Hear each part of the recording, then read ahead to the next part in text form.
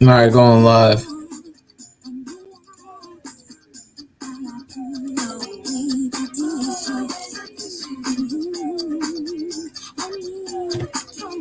I decided to go live. I'm only gonna be on for an hour.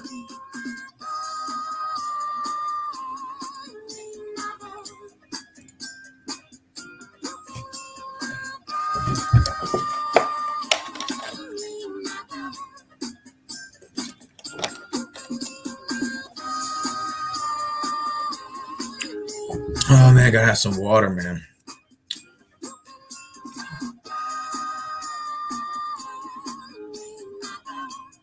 That classic song right there. That's that Anita Ward for you, baby. Let's see if my Facebook Live is working. It was kind of glitchy yesterday. Uh-huh. Rick says Steve Rose on tonight. Yeah, I am. I'm only just gonna be on for an hour. I don't even know if I really wanted to do a live stream. Just wanted to wish everybody out there happy Mother's Day to all the ladies out there that, and for those of you who are soon to be mothers, happy Mother's Day to y'all too. Hey Rick, what did you get your mom for Mother's Day, bro? Kind of curious to know. Nah. And I got my mom something simple. I got to give it to her tomorrow. Um, I got her a Starbucks gift card. Just something simple, you know what I'm saying? Like nothing too like, extravagant, just something plain and simple, bro. Marvin said he got his mom a gift card to Walmart. Okay, well, just gotta go grocery shopping, right? So, got to get your mom something. And for those of you, whose mothers are not with you, I'm sorry to hear about that because I know everybody, is in a different, situation. So, still want to celebrate Mother's Day, and remember, I guess, the good times that, you had with your mom, even if your mom's not with you or whoever your legal guardian is, if let's say you were adopted or something. Whoever your stepmom, mom, whatever, just to congratulate all mothers, for Mother's Day, something to, They were doing that today at Walmart, Rick. We were giving out like free like bags and it had like soaps and shampoos and stuff like that. And then it had like a flower in there and it said Happy Mother's Day. Like they had like a little table that set up and they were just giving them out for free. When I pulled up, they were doing that at the store. And I thought that was kind of cool. That was kind of nice of them to do that. I didn't expect the managers to set something like that up, and I thought that was pretty cool. You know, to me personally, holidays just every time a holiday comes up, it just goes by so fast. Because it's only like one day, and it just goes by, just goes by. Isn't that weird? Hey, a shout out to Maria, by the way. Everybody's been asking me, and Rick was asking me the other day. He's like, "Whatever happened to Maria, Nah? What happened? Y'all used to make good videos together." And I talked to her earlier. Actually, Rick, we were I was trying to get her to come on this stream because I was like, I was bored. So I was like, "Hey Maria, you want to jump on?" And she's like, "I'm in bed. I'm laying down." I'm like, "All right." But we made plans actually to live stream on Monday. So me and her are gonna do a collab, and honestly, I see LA Original in the chat room. What's up, LA? Honestly, man, I would love to. LA, what'd you get your mom for Mother's Day? Honestly, I would like to collab with more YouTubers. It just what sucks, Rick, is that most of these YouTubers hate each other's guts. It's like all fucking like, it's like an ego thing. So like, it's hard to get certain YouTubers on the same platform because none of them like each other. It just sucks that it's like that. Like I would love to collab with like YouTubers and have like a big panel of people and like to talk like some of the topics I do, but a lot of them don't like each other. They're like, "Oh, well, if this person's on here, I'm not going to join or whatever." And you're kind of like, "All right, I tried." It just sucks when personal egos get in the way, man. And you can't even like have like a simple like discussion, like a simple panel because people are so busy like attacking each other. Um well, like I said, I got my mom a Starbucks gift card, so that's what I did. I don't know what LA Original did for his mom, but Rick, what'd you get your mom, by the way? You said you got her gift card to where? Oh, you got her Bed Bath and Body Works. Okay, that's cool. That's always a good gift. That's what I got for my mom for her birthday in January when I was in Dallas. I stopped by and got her like a gift, like a basket, and it had like soaps and shampoos. And that shit ain't cheap. It's like 30 something dollars for like 3 items. I'm like, God damn. Everything's gone up with inflation and all that shit, man. At least they made the flowers at Walmart cheap. They had like a $5 ones, the 4.97 ones. So at least inflation didn't hit the damn flowers in the damn floral department. Which hey, did you hear about Austin, Texas, bro? Did you hear about what happened today? They're gonna print up money, and they're basically Austin's gonna be the 28th city in the United States that's gonna have like a program for people making under a certain amount, and they're basically gonna get free $1,000 checks a month to help pay their mortgage and their rent. And Austin is officially the first city in the state of Texas to do that program. They're now the 28th city in the United States that's doing this. Chicago, LA, there's other places that are doing this too. And now Austin joins a bunch because of the housing crisis is going up. All the cost of living and everything's gone up. And they said that this is going to help, like with the surge in rises in the housing market. Because the cost of living in houses are going up, man. A bunch of these greedy investors, man, are coming and buying up property and they're selling it like double the amount, dude. It's crazy. And some people say it's free capitalism, and to their argument, that is kind of true. But then in the same senses, you're gonna have more people homeless. You're gonna have more people being kicked out of their homes. You're gonna have a skyrocket in crime and a skyrocket in the homeless encampments. Like, you think the ones in LA are bad? Just wait till it's an epic proportion when you're probably going to see massive amounts of people living on the streets. I mean, that's what's happening right now. And it's like, you know, eh, it's crazy. Like, it used to be cheap living here in Texas, and that was one of the reasons why I enjoy living in this state. It's still a lot cheaper than living in like Cali or Florida or New York. But I have a funny feeling, man, it's gonna get that way because we got a lot of people coming in from like other parts of the country, and then they come here, and it's honestly driving up our cost. I mean, I hate to say it, but it is. And like, people say, "Well, you sound like Adolf Hitler because you're saying for people from California they need to go back to where they were, back to their state." And I'm like, "Yeah, they do." Because they're coming over here and it's not helping. It's actually making our cost of living going up. Like, so why am I not going to tell them to go back? Go back to California, and you guys need to go fix the issues in your state. And like, and I hate to say it, I'm not like trying to pin people in a corner, but California politics is literally fucking the whole entire country up.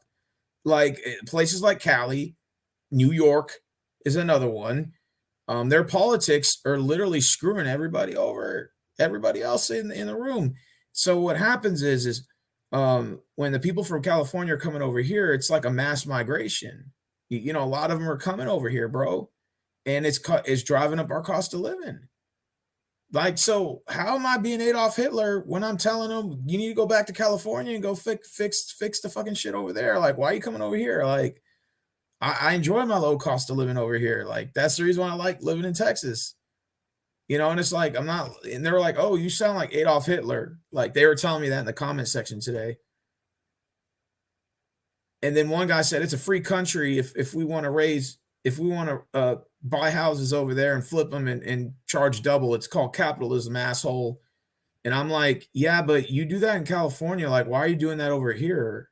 Is the question. Like, we never asked for all this. You know what I'm saying? You guys are just coming over and doing it and like bullying, kind of. And then you're guilt tripping us for what you're doing. Make that make sense. Rick said big facts. Austin, Waco, and in the Dallas area are growing in massive amounts for people from California. Yeah, there's a lot of people from California coming up. Did you know In 2019, we had 80,000 California residents here that had moved. That was the last consensus that they did. Imagine if they took it for the last 2 years. It's probably doubled. So yeah, of course there's gonna be a difference. And unfortunately, I'm not gonna lie to you, a lot of them are bringing their politics over here too, and it's a lot of left-leaning bullshit. And that's another reason why I don't want them here, because a lot of them tend to lean left and they bring those politics here. And it's like, dude, like, what are you doing?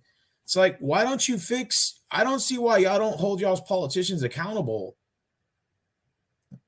and fix it over there. Like, why do you have to come over here? You know what I'm saying? Because you're just bringing our cost of living up. Rick said, unfortunately, I'm from California, and Steven's telling the truth. Our politics is ruining the country. It is, bro. It is. Believe it or not, California's politics literally dictates the entire country. That's what's going on right now. And you could say, well, what about New York and Chicago and all these other places? Yeah, I mean, they're contributing too. There's other states, of course, that have their hands in on it. In fact, Floridians are complaining about people from New York moving down there. I saw a couple of YouTube video makers talking about that, where they were in Florida and they were telling people from New York they need to go back where they came from. And I'm like, wow, like this really is it's not just a Texas issue. Like, we got a lot of people from Cali here. Arizona's the same way, New Mexico, Idaho, all those others getting a massive amounts of people from California. And then Florida and all that's complaining about people from NY coming down there and driving up their cost of living. I don't know if there's any truth to that or not, because I've only been to Florida once my entire life. But I mean, Jesus fucking Christ, man, our cost of living's gone up, man. Shit. I mean, I was filling up gas today, bro. You know how much it costs to fill my tank up? Even at $3.88 a gallon, which is a lot cheaper than some other states, but which I should be grateful, but at the same time, it's $37 to fill up a 10-gallon tank, bro. 37 motherfucking dollars. And the last time I had went to Dallas, which was in March. I went March 11th and 12th when the gas prices started hiking, and it reached $4.04 a gallon, right? The weird thing is it costed me those other trips I made to Dallas was like a third of the less cost. I was paying 2/3 more going to Dallas and back and driving around Dallas. I didn't realize it, but I'd literally invested probably $150 in gas in 3 days in Dallas. I said, what the fuck? Because a full tank gets you to Dallas. 10-gallon tank, you burn about 250 miles, not to include if you're going fast, you got the AC on, so you're probably going to burn like 300, 350, about a little over 300 miles. Okay. So I got a 10-gallon tank, right? I fill that up. I max out about around 330, 340. It's 270 miles to get to Dallas. But then if you include all the stops, AC, gas, all the other things that you're doing to burn more gas, you're basically the whole tank is getting to Dallas. So it's like $37. Then you got to fill up again. So now you're talking about another $37. Now you want to drive around Dallas for 2 days. You might want to go to the north side. You might want to drive to Louisville Lake Ray Hubbard. You might want to go to Grapevine Mills Mall, burning gas. So you probably go through another whole tank in 2-3 days, the whole tank driving around frugally, right? So, and then that's not including your hotel cost, and you're paying for your food, and the food price has already gone up. That's right. So and then check this out. You got to pay $37 to go back. And then when you go back, you run out of gas and you got to put another $37 in. So you're talking about 4 times, bro. 4 times 37 was what I paid basically to go to Dallas and back and drive around. That's 100 and what, 30 something dollars? $150, bro. And if you look at my last 3 trips, when gas was like $2 a gallon, $2.30, I didn't even spend. If you looked at basically my last trip to Dallas, in gas alone, costed probably as much as at least my last 2 times that I went there, 2 times before that combined equaled up to the amount of gas I spent in one trip just recently. I mean, in March, because that's how much when gas went up, how much it impacted my wallet, you know, and that's not including food, hotel. Hotels went up. A cheap hotel was like $60. Now it's like 75. And then you multiply it times 3 days. That's already like 2 something. So you're already about $400 in the trip. And that's just gas and hotel. Your gas and hotel, you're $400 in the hole already. $400 invested. Now we got to talk about food. Are you going to grocery shop? Or are you gonna go eat out there? Most likely you're probably gonna eat out, right? You're gonna try some new places and go eat and shit, right? So now you're adding probably another 150, maybe $200 in food. Going out to eat, being frugal. And it's not including your alcohol. So by the time your trip is done, you may want to buy a souvenir. You may want to buy some tickets. Bro, you could easily spend about $800 in 3 days. Travel costs, food and lodging, expenses, and that's just being frugal. Like, that's not like spending massive amount. Half of that's going to be your travel and lodging costs. And then the other half's going to be on food. And you may, like, for example, me and Travis, we went to the aqua like a little aqua museum in Grapevine Mills. That's like $50. Reunion Tower, $16. You know what I mean? You got to pay for parking too. All that shit adds up, bro. You could spend $700-800 easily right now. And when gas prices goes up, everything else goes up, man. That's why I fucking hate it, man. Whenever because a lot of people say, well, why do you bitch when gas prices goes up? I'm like, bro, you don't understand. When gas prices go up, everything goes up. Everything. Your hotel is going to go up. Your food's going to go up because they got to pay the trucks, the transportation costs to transport the goods to the restaurants. They ain't going to eat that cost. They're going to roll down to the customer. Every time. So every time gas prices goes up, I can guarantee you everything else goes up. And it's just, it sucks, man. Rick said there's no such thing as a dollar menu anymore at McDonald's. Facts. A big double, $2.59. $2.60 for a measly ass hamburger. A measly ass dollar hamburger. That ain't even worth 50 cents. That motherfucker's worth $2.60, bro. French fries? You know how much McDonald's fries are, bro? $3.59 for a large fries.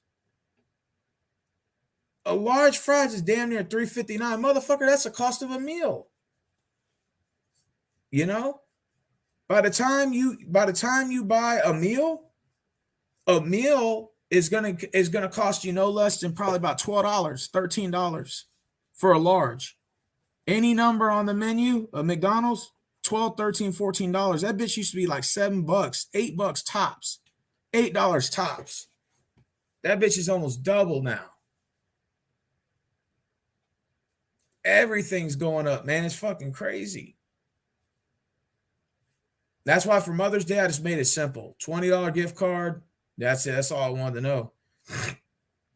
That's all I got her was $25 gift card to Starbucks. Nothing fancy. Dollar Tree went up 25 cents. Yeah, people are saying America's headed for a second Great Depression. Thank God I don't drink much. $4.79 Delaware gas cost. God damn.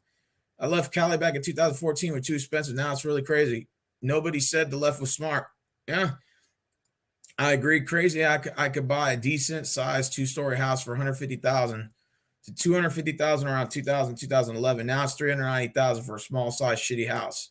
Yeah, I agree. Hey, Crispy Cruiser, Florida's getting expensive. Yeah. And of course, I want to highlight LA Original. He was the first one in here. Man, dude, it's the cost of living has gone up so bad. It's made me depressed. We hardly got any food in the fridge. I'm dead serious. And even when I eat, like let's say we make something to eat here, man, I don't even enjoy the food anymore. And it's just because everything's gone up so much, it just devalued everything now. Like, dude, let me put it to you like this. I make decent amount of money, but I still feel like I'm making minimum wage because of the fact that everything is like taxes and food and everything's gone up. I got a raise and I don't even feel like it's really a raise.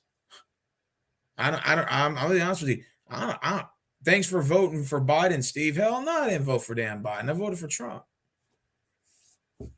Me and Marvin were just talking about that, man.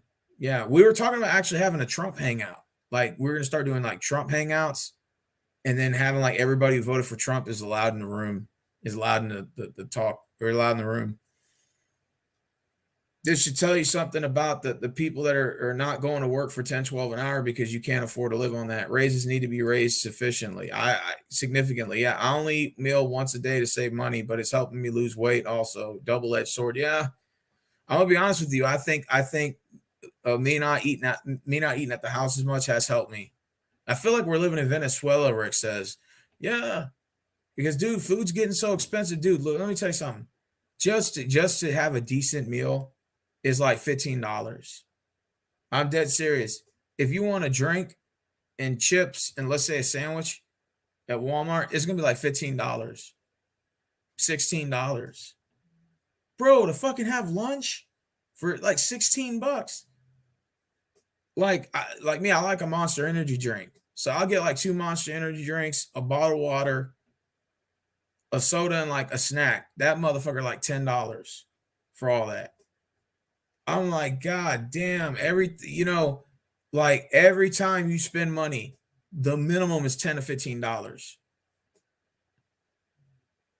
And lunch is like, to have a decent lunch is about $15. Almost damn $20 is a new 10, Rick says. It costs about $20. Just an average American now spending $20 on lunch on their lunch break. Yeah, that sounds about right, bro. That because every time like I look at my cost, it's between $10 and $15 for lunch.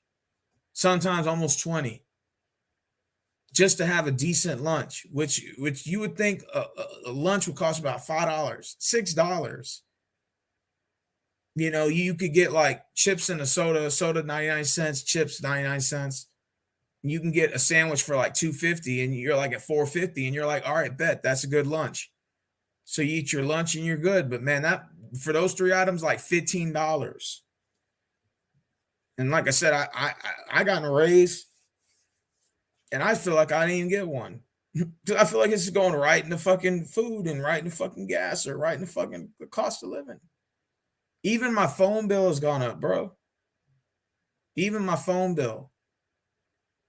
Like it used to be, I used to pay like, we have a joint plan with 2 phones. So what's half of 151? That's like what, $75 and 50 cents. But I used to pay like our plan used to be like 120, a little under 120. So that means I'm paying $15 more for my cell phone bill. It used to be 60, just flat out fucking $60 for my phone, unlimited text and talk, T-Mobile.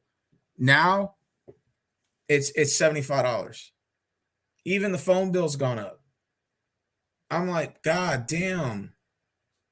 You can't even enjoy a decent meal without feeling depressed. And it's weird because, like, and again, I know Joe Biden's an idiot, but the craziest thing is he doesn't even address any of these inflation things. He just blames it on Russia. Like that's the only time he talked. As he said, oh, you can blame Putin for that shit. I'm like, what? This shit was already going up way before that, though. So Austin's printing up $1,000, Rick. And basically it's gonna cover the cost of like people to be prevented from getting kicked out of their homes. So like it's supposed to pay their mortgage or whatever for like the rise in cost of inflation in terms of like the homes. Now, if you're selling your home, you're probably like, yeah, I can get more money for my buck. And I'm pretty sure there are people who are going to buy it, but it just sucks. Everything's gone up, man.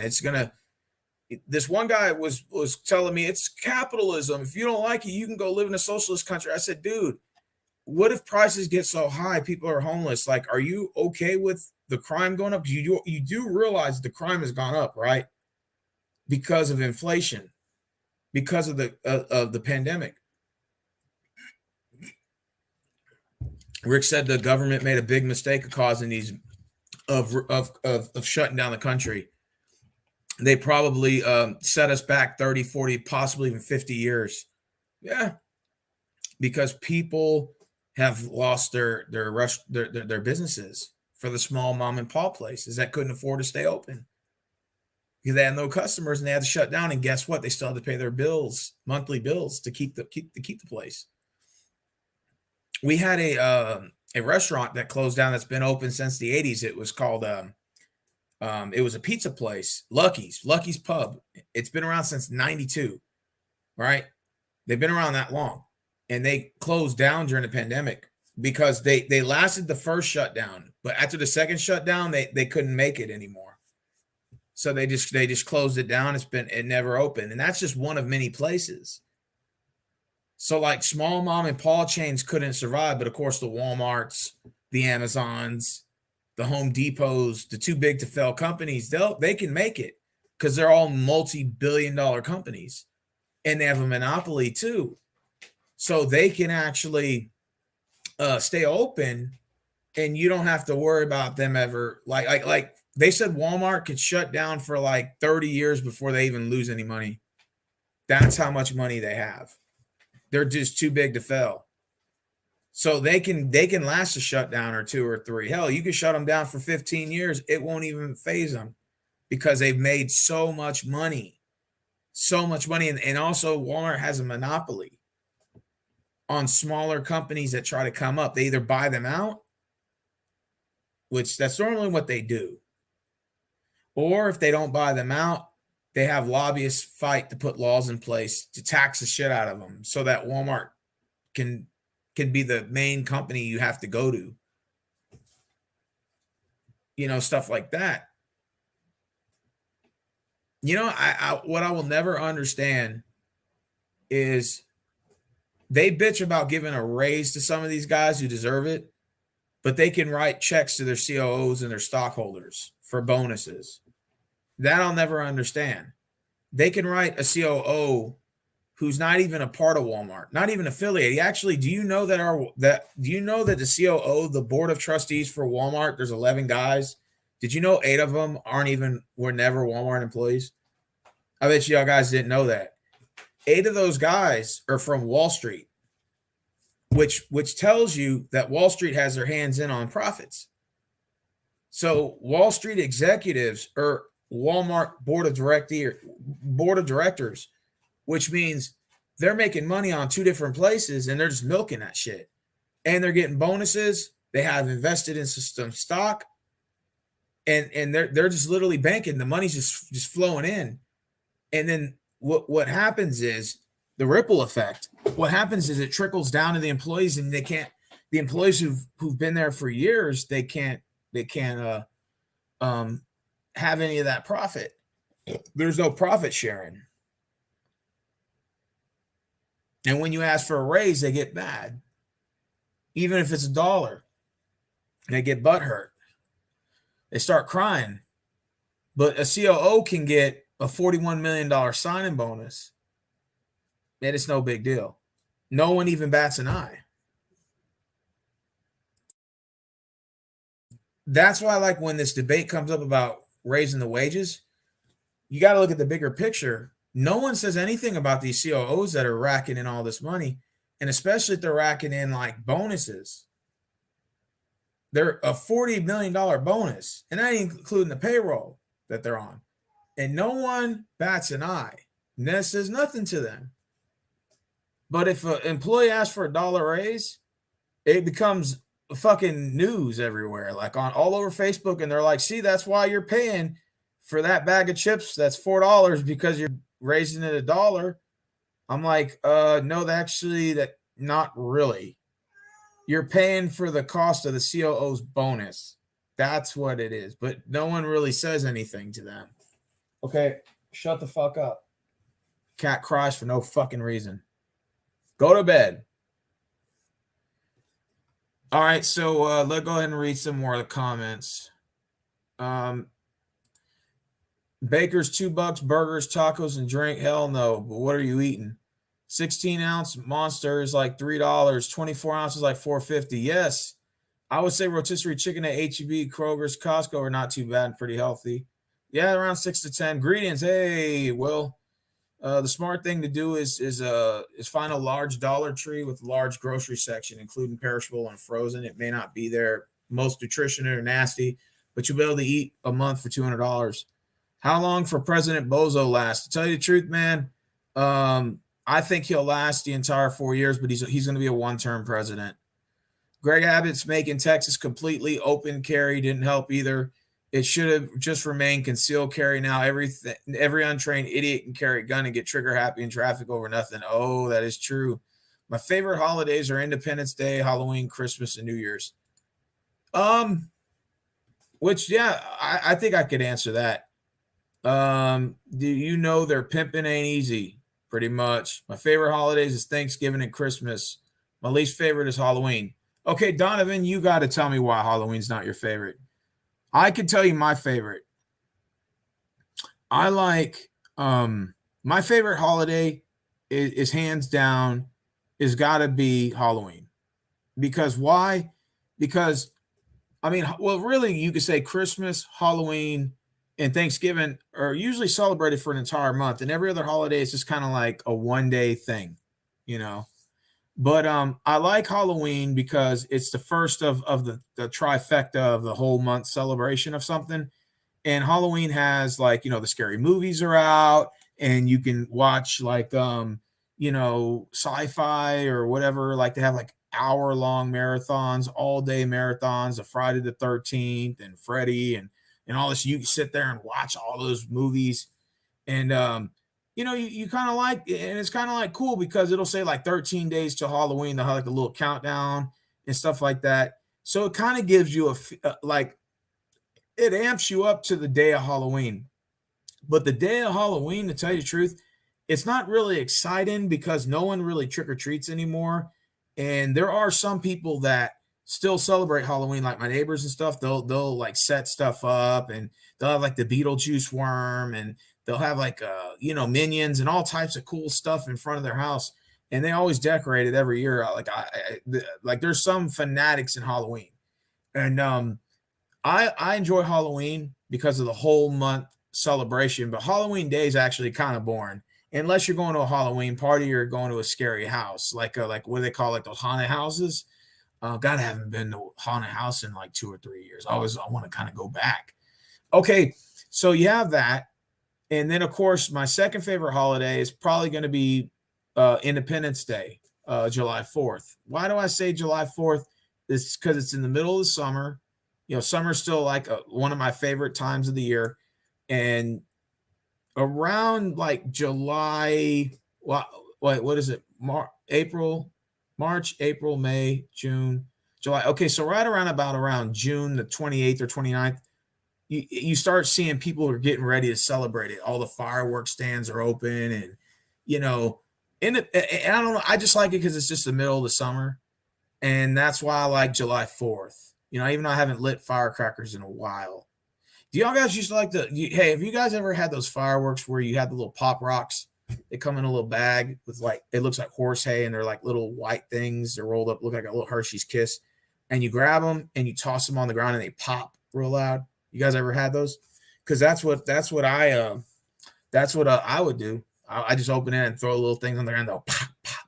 I used to love those pop rock things, man. They were so cool, Rick said fireworks can get expensive too. He said, how much did you spend, Rick? Rick said I spent $152 last year on fireworks. God damn. He said they can get pretty pricey, especially the bigger and the better they are. And the longer they last, the more expensive they are. Oh, okay. That's what's up, man. Like I said, my favorite holiday, like I said, is Halloween. And then of course my second favorite is Independence Day. Hey, Kim, what's going on? Kim123. Oh, I forgot July 4th is one of my favorites. It used to be one of my favorites, but I'm old, not a kid anymore. Yeah, but you can still do the parties in the Halloween house. What's wrong with that? I still dress up for Halloween. Yeah, man, there's nothing wrong with that. Jordan Francis, hey there, Stephen Rose. Hey, man. It says, also, I just celebrated my 43rd birthday on May 3rd and celebrated my second year anniversary of working at Donut. Hey, man, there's nothing wrong with that. Okay, so your favorite's Halloween and Christmas. That's what's up. Like I said, Halloween's my favorite, and then I had to go Independence Day. Now, obviously, we're gonna go to my least favorite. So what's my favorite month of the year? Oh, okay, that's a good question. Now, a lot of people are probably gonna look at me weird when I say this. I like March. March is my favorite month of the year. Now, you're gonna ask yourself, why is that? Well, winter makes you depressed, and the cold month of January makes you depressed.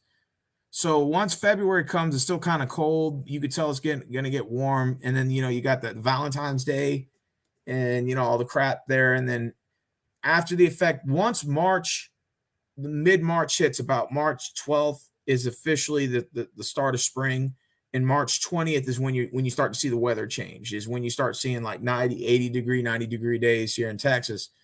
So honestly, I like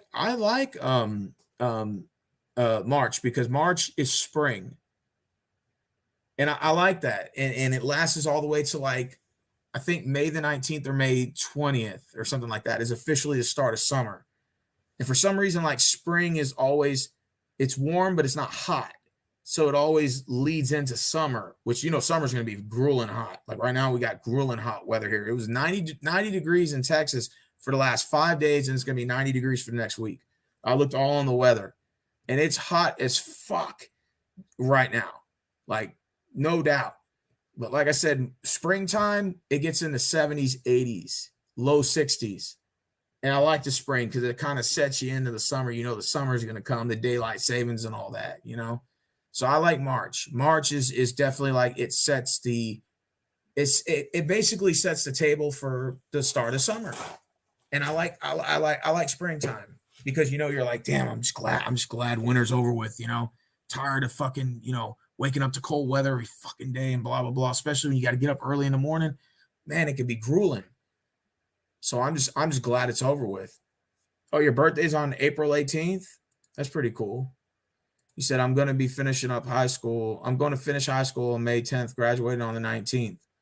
Well, congratulations, Jordan Francis. You are now be a grown man after high school, because that's when life starts, man. Life starts right there and then. Because after you graduate from high school, man, look, listen. When you graduate from high school, man, nobody gives a shit what you did in high school. Like, real talk, prom, all that bullshit is all bullshit. When you leave, and everything in your life starts after that. It's a new beginning, a new chapter. You know. That's just my personal opinion. They say life starts the day after high school, which is true.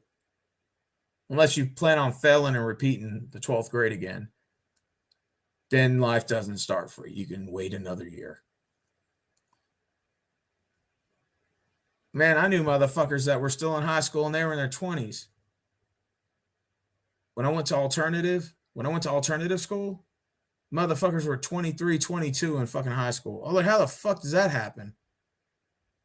I swear to God, bro. I seen that shit when I was like 16 in alternative, progressive school, progressive high. The motherfuckers were like 22, 23, almost 24, and still in high school. I'm like, God damn, y'all motherfuckers ain't never gonna graduate.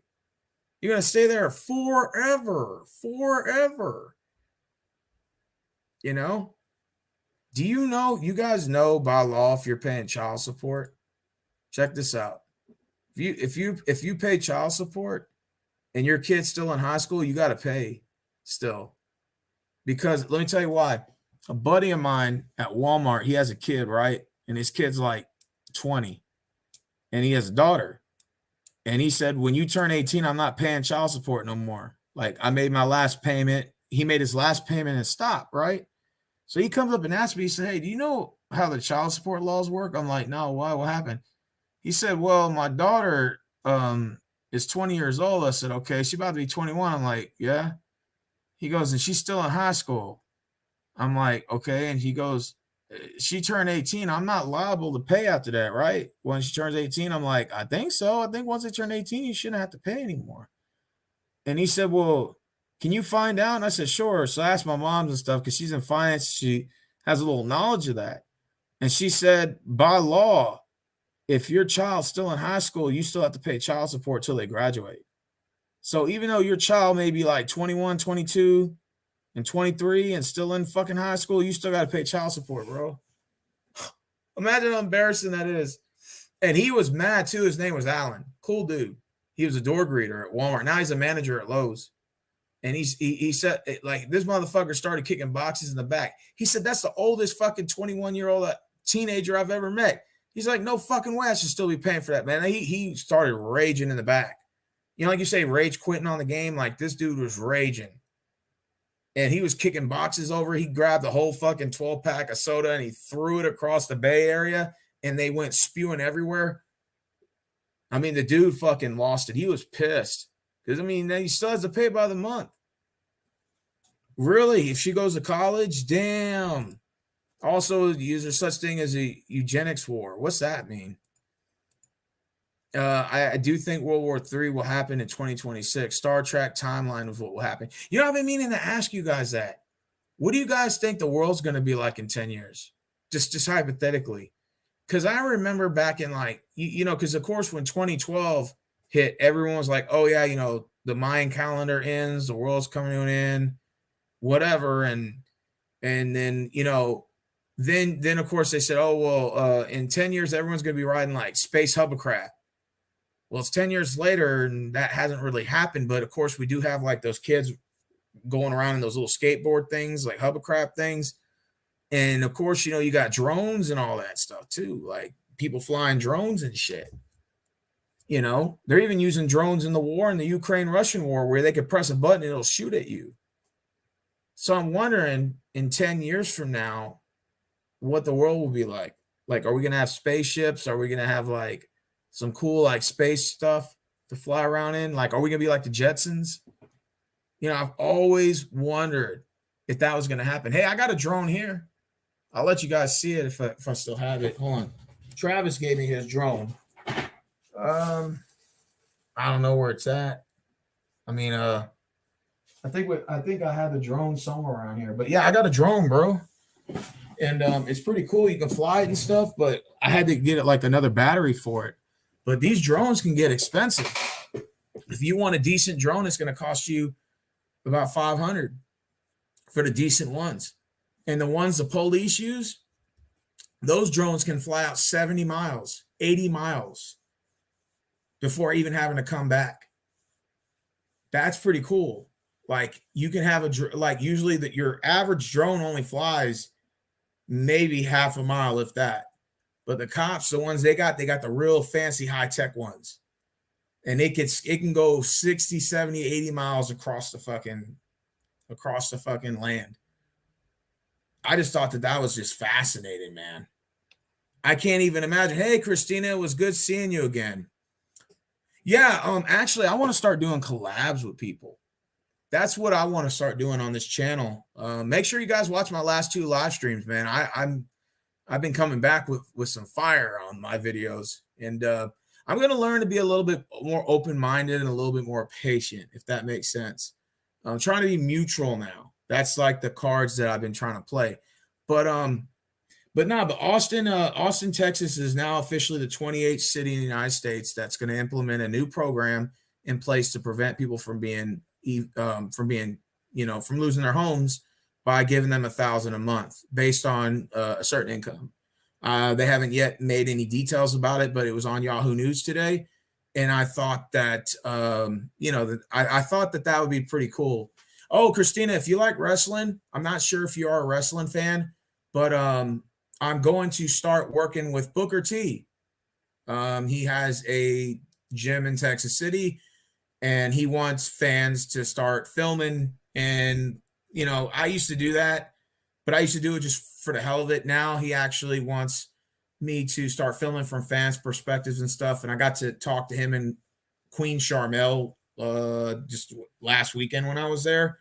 And he's got his own wrestling show and stuff. And we had a women's tournament and it was called the Cherie Martel Classic, and he had a 12-woman tournament, and we had like the singles matches, and then the 6 winners had like a second round triple threat, 2 triple threat matches, and then the 2 winners met for the championship. And Booker T got to be a part of the actual match and stuff. You get to see his music and him coming out. It's really cool. It's a 2-part video though. So the second video is where you see Booker T at. So for all you wrestling fans out there, you might want to check that. Because I really do think local wrestling, territorial wrestling is coming back. It's been around for the last 4 or 5 years, and it's been growing slowly. Houston or Texas in general, Florida, New York, Chicago area, Jersey is really growing massive on territorial wrestling right now, and it may actually start coming back. And that's really getting popular right now. And you got a bunch of old WWF, WWE wrestlers that are also running these shows and booking them and booking the matches, and they're all networking and working together. Gangrel's got his own setup in South Beach.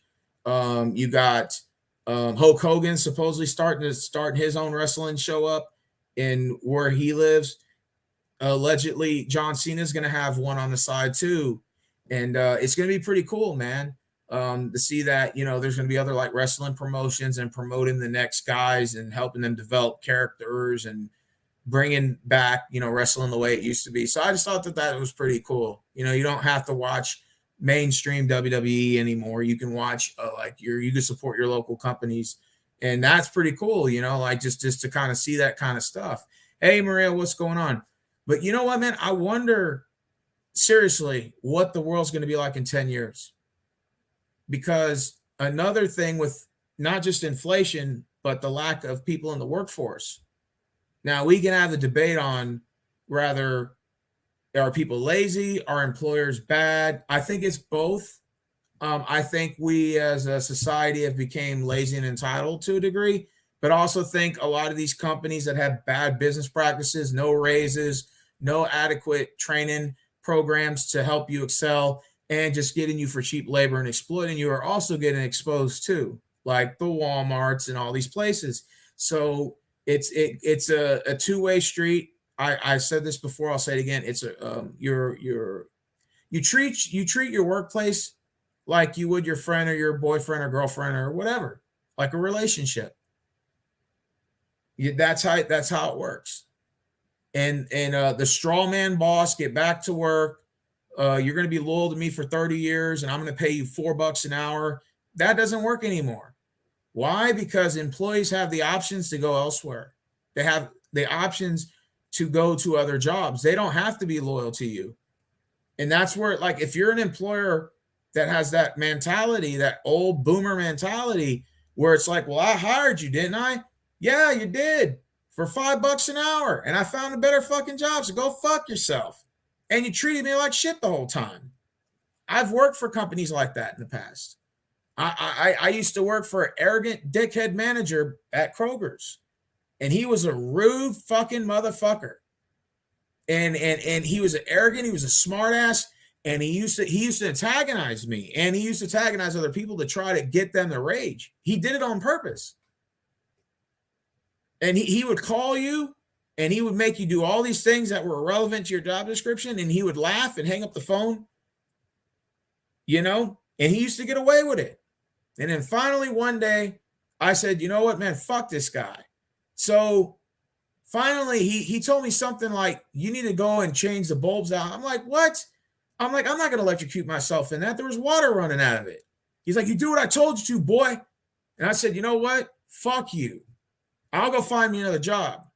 He's like, good luck finding one. I said, motherfucker, there's plenty of jobs fucking hiring, you piece of shit.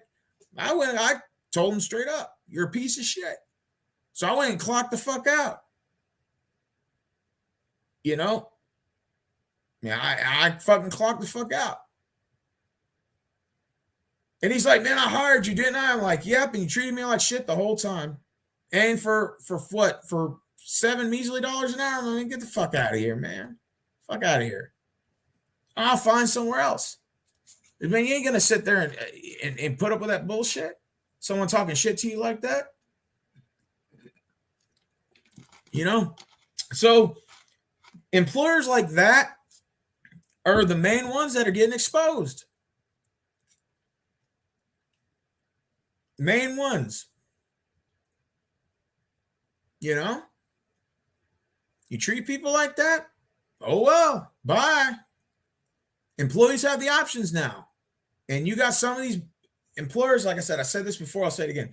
There's some employers that refuse to adapt to the new, to what's, they refuse to adapt to the fact that employees do have the options now. They still have like this old school mentality. And I'm like, dude, you don't have no power anymore. Your best bet is to recognize your best employees and to have a best relationship as possible, if possible. You got to, you know what I'm saying? Because motherfuckers now will walk the fuck out on you. Oh, man, fuck this shit. They'll walk and clock out right in front of you, and they don't give a fuck. You know, employees aren't scared anymore. Back in the day, you used to be scared to quit your job because you're like, fuck, I got to apply for another job. Oh my God, are they going to hire me? Because, you know, you're competing with other people too. Because, you know, you go on an interview, there's other people sitting there, and they may only have a couple of positions available. So you're like, fuck, man, I got to restart all over again. Should I do that? Or should I wait out and then find another job? Man, motherfuckers, they ain't waiting to get another job. They'll fucking walk right the fuck out. And how do I know this? Because I see it all the time. They'll walk right the fuck out and not give a fuck. And the difference, though, when they do that now, they'll get a job in 5 minutes because everybody's hiring and they're desperate for fucking workers. So you can do that now. But let's say as an employee 10, 20, 30, 40, 50, 60 years ago, you couldn't do that shit. Because if you quit your job or whatever, it would go on your record, and then the new employer would call your old employer up and say, you know, I want to know why Devin walked out. Oh, well, Devin's a piece of shit and he walked out on me. Don't even hire him because he's not loyal. And that employer would listen to him. So that's why employees were kind of scared. Because they're like, I don't want to, like, you know, piss this guy off because if I go to this guy, he's going to tell him not to hire me. Employers used to do that. Now that, and then they passed a law saying you can't, you can only say now, the way that I read the manual is, okay, let's say you get fired or you quit your job, right? So you get fired or quit. If they call your boss, he can only say if you quit or got fired and if you're rehireable or not. That's it. Like, they can't go into full detail and say, oh, that motherfucker came in late 30 times or whatever, or we got in an argument, he's a hothead, he's got an attitude problem, what, or she does. They can't, they're technically by law not supposed to say all that.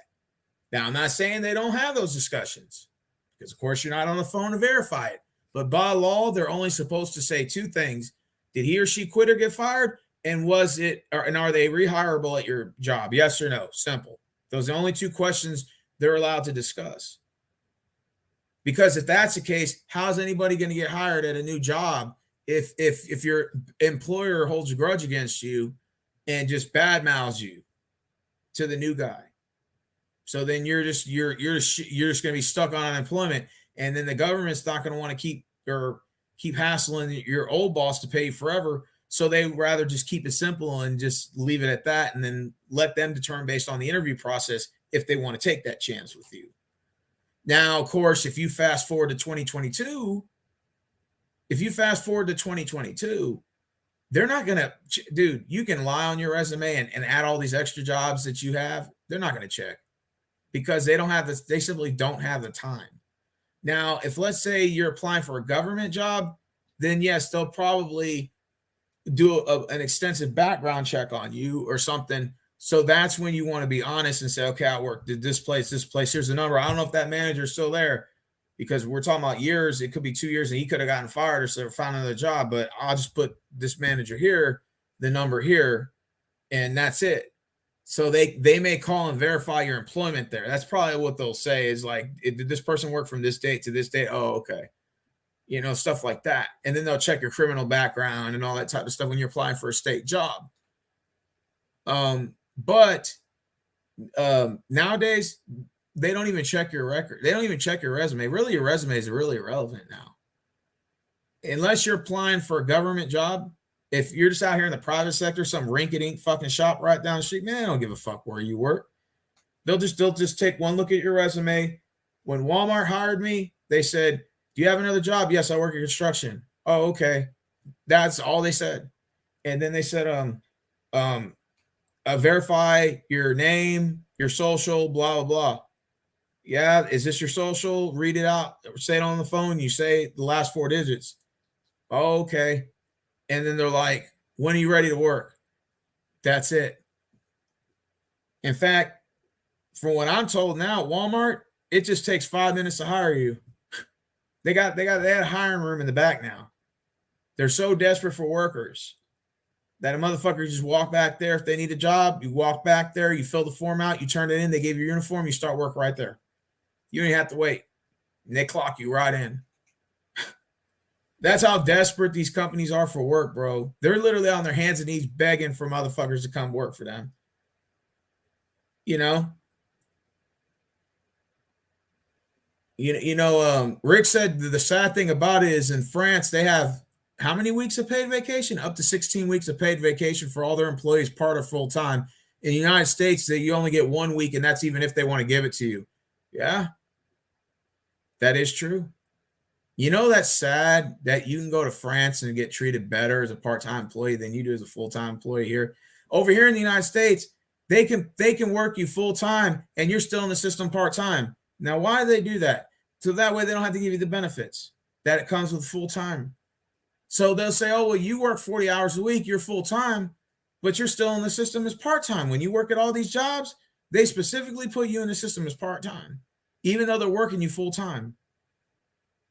So they don't have to give you all the extra benefits that you get. Basically, they're getting you for cheap labor. Is basically what they do. So they don't have to pay you full time. Whatever the full time is, they don't have to pay you that. That's why they put you in the system as part time. And whenever you try to ask them, "Hey, can you put me in the system as full time? I've been here, I work, I do everything you ask me to do." "Oh, we'll put you there. Don't worry. Like, it'll come." And then they're never going to do it. Because that was the whole point. They want the cheap labor. They want to get you as cheap as they can. Even if you worked and improved yourself, they still don't want to do that. Same thing with experience pay. Experience pay my ass. Most companies say, "Oh, if you get experience pay, this is what you'll make." And then this is how they get out of it. So you go there with your resume in the same fucking field, the same fucking shit, just another company. And then they'll look at your resume and you say, "I got experience pay. Does that matter?" "Oh, that's in another field. That's got nothing to do with us." What? It's the same fucking job description, the same fucking duties. What the hell are you talking about? But that's the reason why they did that, because they don't want to pay you. Or they'll just say, "Well, you do have the experience, but unfortunately, we just can't afford you. So will you work for this?" Which is like to lowball you. And you're like, "Okay." Or what they'll do is they'll just say, "Well, you got the experience and all that, but we're only hiring for like this, which pays this. Is that okay? And but if you prove yourself in 3 months, we'll give you this, which pays that." And you're like, "All right." And then you take the job and they never intended on giving it to you. Just fucking lying motherfuckers.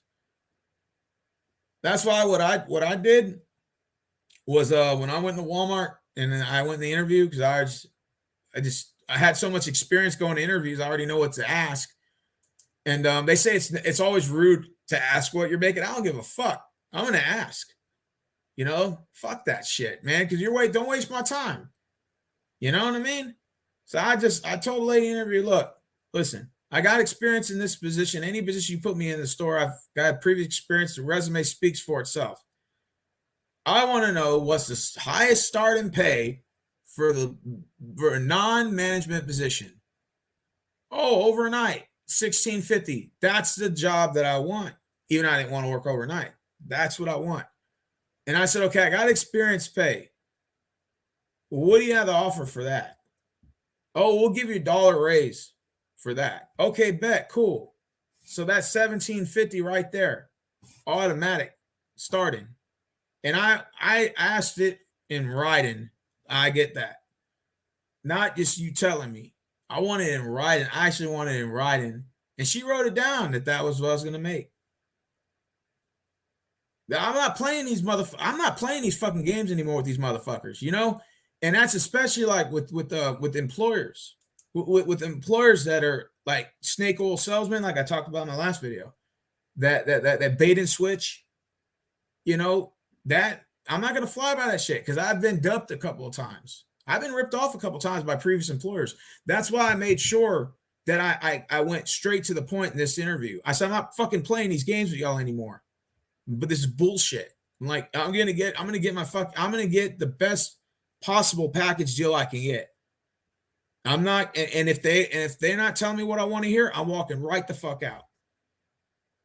Now, in the past, even if you felt you were worth more than what they were giving you, experience wise, you didn't have any leverage because they could say, oh, well, we got 1,000 people waiting in line. Okay, cool. Now, fast forward to 2022, the pandemic, worker shortage, and everything. You, the employee, have the power now. You have the leverages on our side, not yours. You don't got 1,000 motherfuckers waiting. You know, you don't got that. You got maybe a couple other motherfuckers. And that's it. And if you're lucky. So, what are we gonna do to work this out? You know, sort of ordeal. I'm not playing these games with these employers, you know. Rick says facts. You get ripped off so many times, you get tired of it. Yeah. And experience pay crap that they tell you, if you have experience pay, you get this. That's all crap. They'll still try to lowball you. Like even when you go in there, they'll just make up anything. They'll say, "Oh, well, my company's not budging off of this," or well, that's a different field, a different thing, and we do things differently here. Like, motherfuckers, the same thing. Maintenance is maintenance. Stocking is stocking. It's the same fucking thing. It's the same thing. The only difference is the fucking label on the products. One says HEB, one says Kroger's, one says Walmart. Come on, man. Don't give me that crap. You know? So I made sure to take advantage of that. And then so what ended up happening was I worked overnight for a month. And I didn't like it. So I said, okay, I'm gonna get out of this department. And that's what I did. I said, hey, I'm gonna start working mornings now because I can't do this overnight stuff anymore. I'm not a night guy. I like to sleep during the night. I'm not a vampire. So I know some of these guys are used to that. I'm not. I don't like it. I prefer to work the mornings or afternoons. Like whichever you want to give me. They're like, okay, we'll put you in the morning at 7 to 4. Okay, cool. So I get a good night's sleep. Then I get up at 5 a.m., get dressed, go back to bed, wake up at 6 a.m., drive to my work 10 minutes away, and I'm good. You know.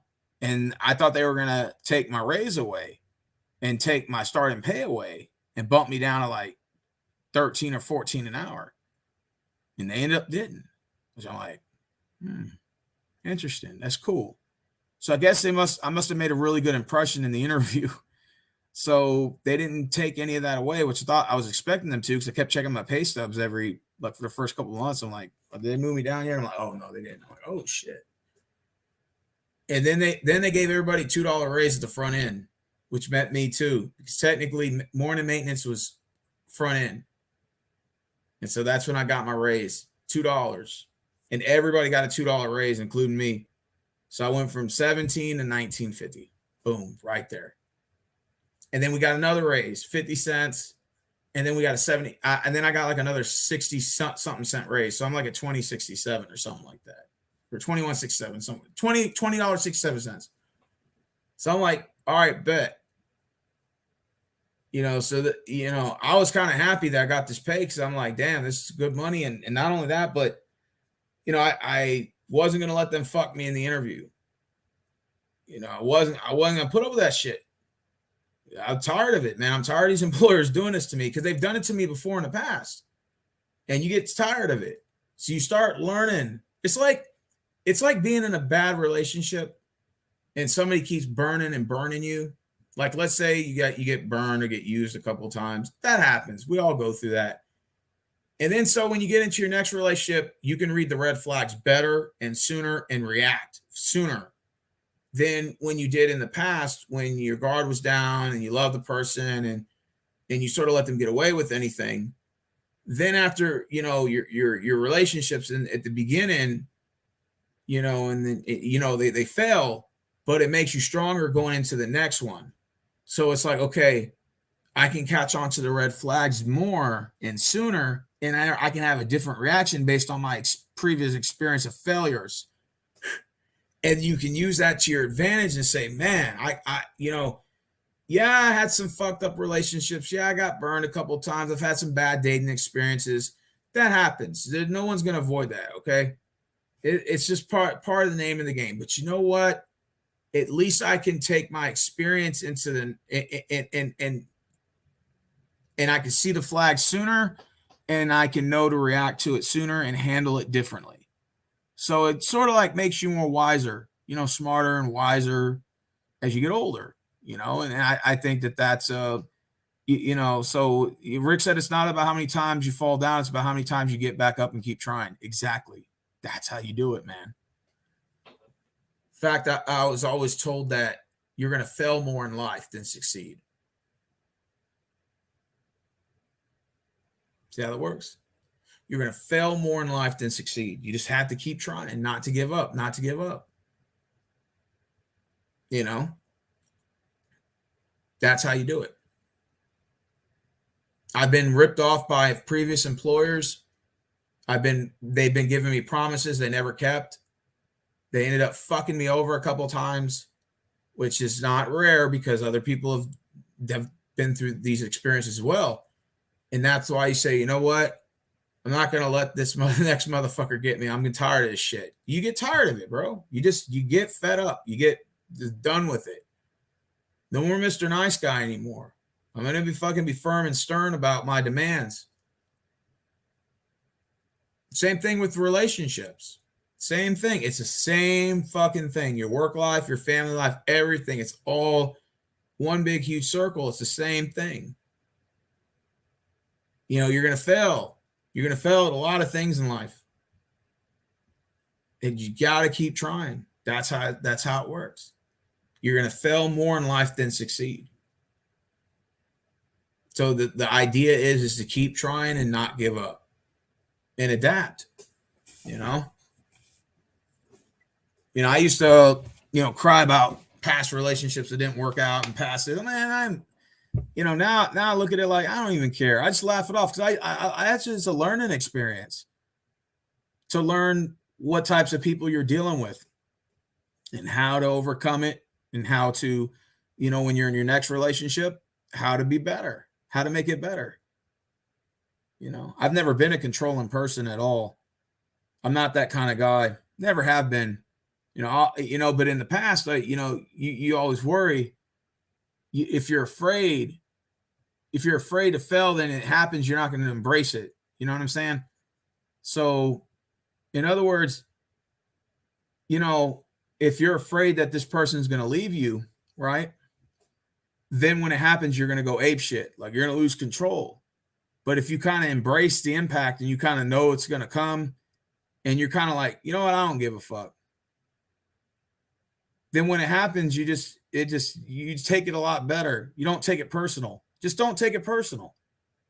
Let's say you're dating somebody for like a week or two and they don't call you back anymore. Ain't even nothing to cry about. Bye. Don't let the good Lord hit you where the good Lord split you. That's how I look at it. Let's say, Christina was dating, I don't know, she met some guy off of fucking Tinder. And, they went on a couple dates and she really liked him. He seems like a cool guy. And all of a sudden you stop calling her. And don't even take it personal. Whatever. Same for the guys on here. Just don't take it personal. It is what it is. Don't take it personal. Just whatever. People come and go, friends come and go. That's the way life is. That's always how it is. And when you die naked. You die with nothing. You come into this world with nothing and you leave with nothing. That's the way it is. A lot of people I see on the internet flashing money and flashing cars and flashing bitches and flashing all types of shit. Man, that shit's all for show and it's a short period of time. Because life goes by fucking fast. Days go by fast, months go by fast, years go by fast. Sometimes I even forget what fucking day it is. Like, yeah, yesterday I thought it was Friday. I thought, no, wait, what's today? Saturday, right? So today's Saturday.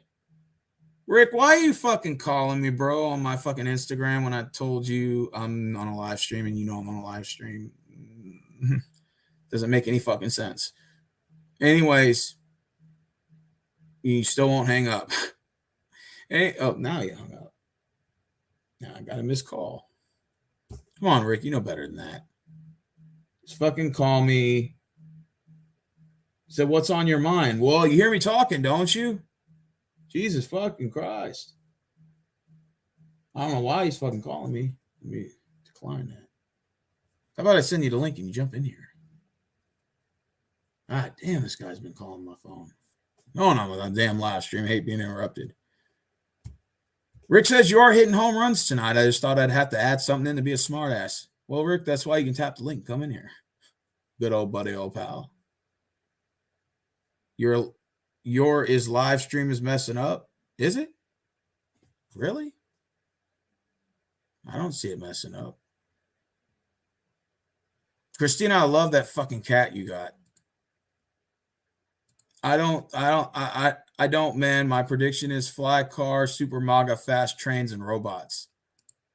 The Simpsons and Star Trek has predicted a lot of stuff that has come true. Glad to see you're back. Well, Christina, I'm glad to see you back.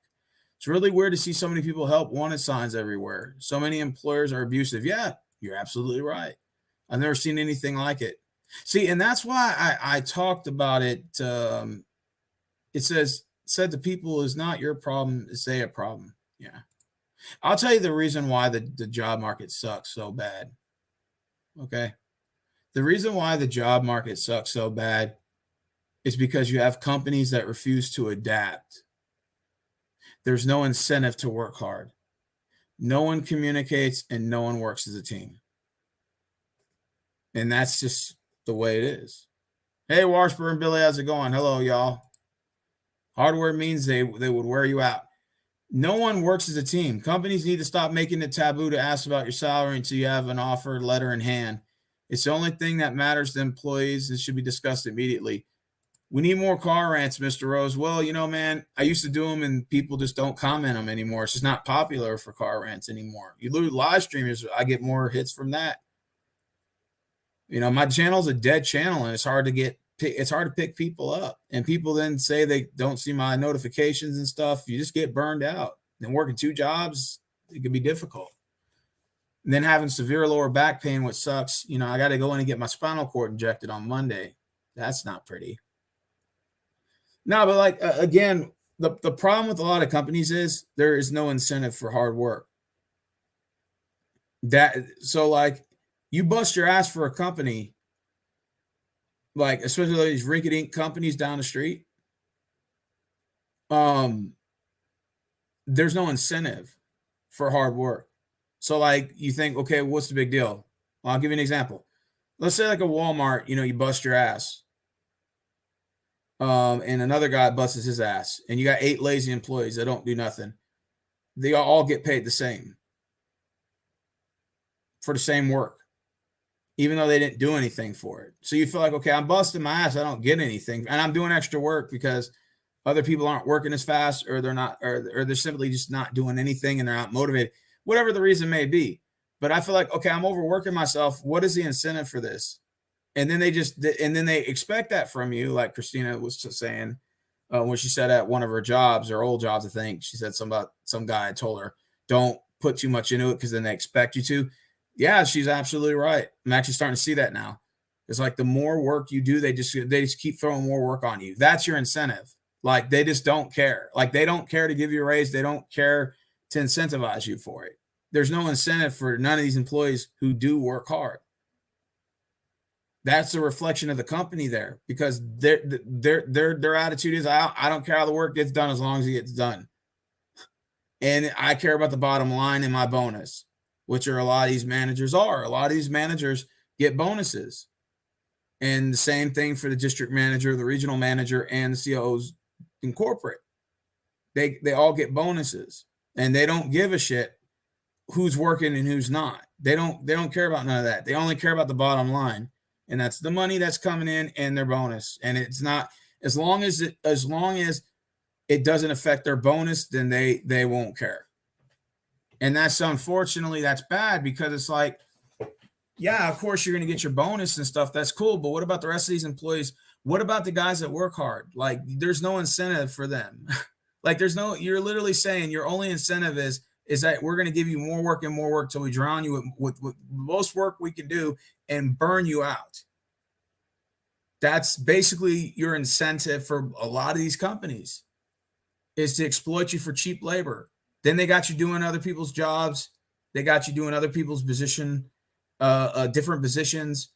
And then they give you a low wage for it. And it's just like, you see those kind of things going on, and you're like, okay, no wonder why your companies are failing, because this is the reason. But the only problem is with a job like Walmart, and there's other companies as well, but I like to use Walmart as like a forefront as into how lack of communication that they have with their employees. This is a problem. This is why the customer service is bad. This is why customers have to check out their own fucking groceries. And this is why the employees come in, they look disgruntled and mad, and they look like they don't want to be there, because there's no incentive to work hard, and there's no communication amongst the managers and the employees. And you got what's called a toxic workplace as a result of that. And no matter how much of a good mood you try to put yourself into, the room is just filled with negative energy. And eventually it sucks you in. Eventually you just get, if it doesn't suck you in, you get burned out. It's either one or the other. So you don't have an incentive program for any of your employees to advance. You don't give adequate raises. You have no really shitty fucking benefits to offer. And then you give crappy fucking hours. And at the end of the day, you don't communicate with any of your employees at all. And then all else fails, you just throw all the work on to one or two guys, and then just burn them out, and then they end up quitting.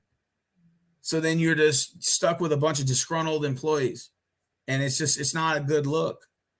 And because your COOs and your district managers and all that only care about the bottom line, that's a problem in itself, because there's a disconnect between your workers on the floor, and then you in corporate office sitting in your AC all day doing nothing. That's a problem. No communication. There's no teamwork. People aren't communicating. People are just fed up. And then you treat them like shit. You give them crappy fucking wages. And then you act like they owe you 30 years of their fucking life because you hired them at $6 an hour. Like, come on, man. And that's why I say the main issue with these employees is you got a bunch of boomers that refuse to adapt. They refuse to change. They still think that it's 1980 and that they have 1,000 applicants waiting at every position. That, oh, well, we don't give a shit if that motherfucker leaves because we got 1,000 motherfuckers waiting. I got options, god damn it. Then they fail to realize that they don't have any options. Because if that's the case, why are guys that are quitting are coming back? Because HR is calling them to beg them to come back.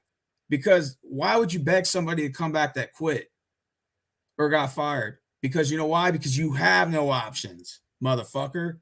That's why. And that's facts. You don't have options. There's no one's applying for those jobs. I mean, I'm just saying, Rick said Steven just hit a grand slam on this stream tonight. Exactly, because it's the truth. And they refuse to budge.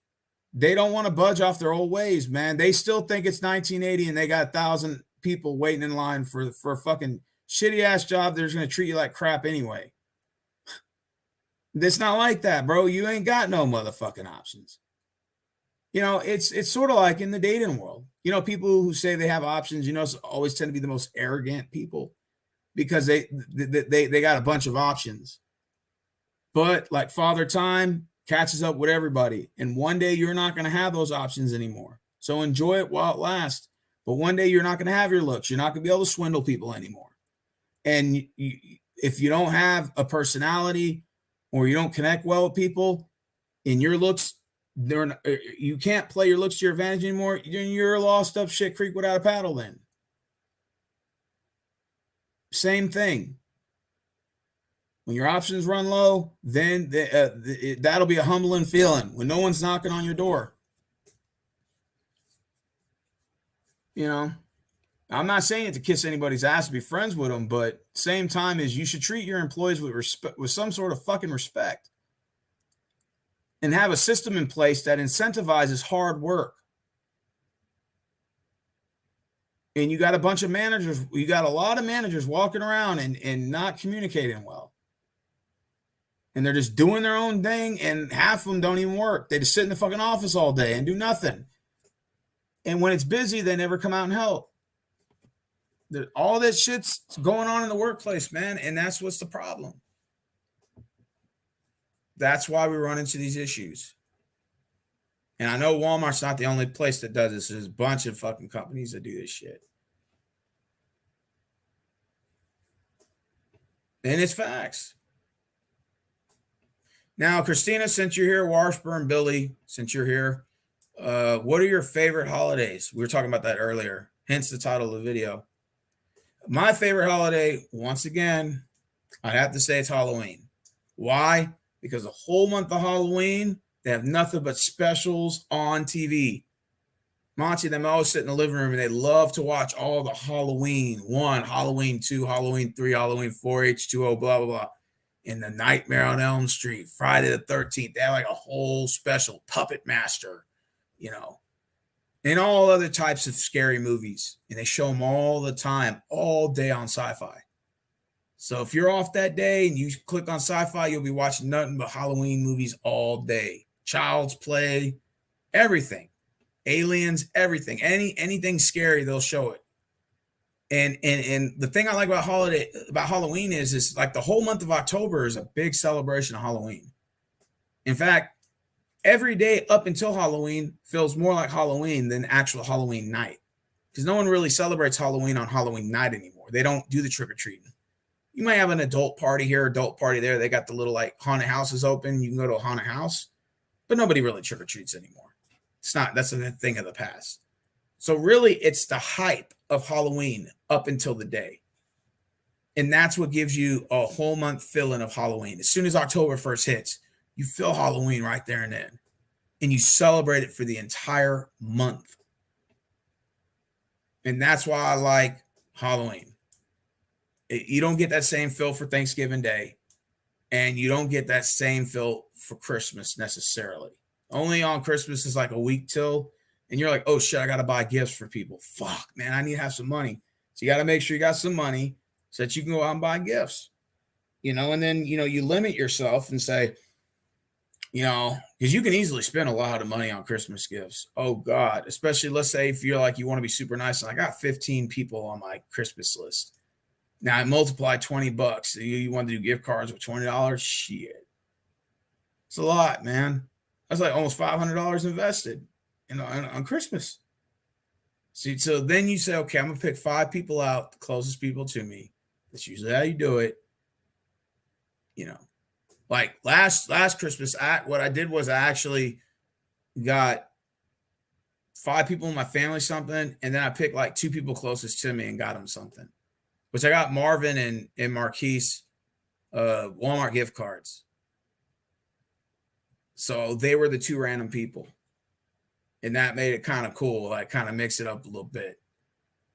And again, July 4th, my second favorite holiday. Why? Because it's just the fireworks and the, you know, celebration of the United States and blah, blah, blah. And they got all, you know, everybody celebrating and lighting fireworks. It is cool. I don't like fireworks, but I like to watch people. They light fireworks back here, man, and I just like to watch them at night. It gives you something to feel good about. Now, when you're going to sleep and it's 1 a.m, you hear fireworks going off, you get kind of a little mad. But other than that, you know, I like July 4th, you know. My favorite month of the year, I would have to say, is March. Again, why do I like March? Because March is the opening month before the start of summer. You're getting out of those long, grueling months of winter. January is a cold month down here. February, the same thing.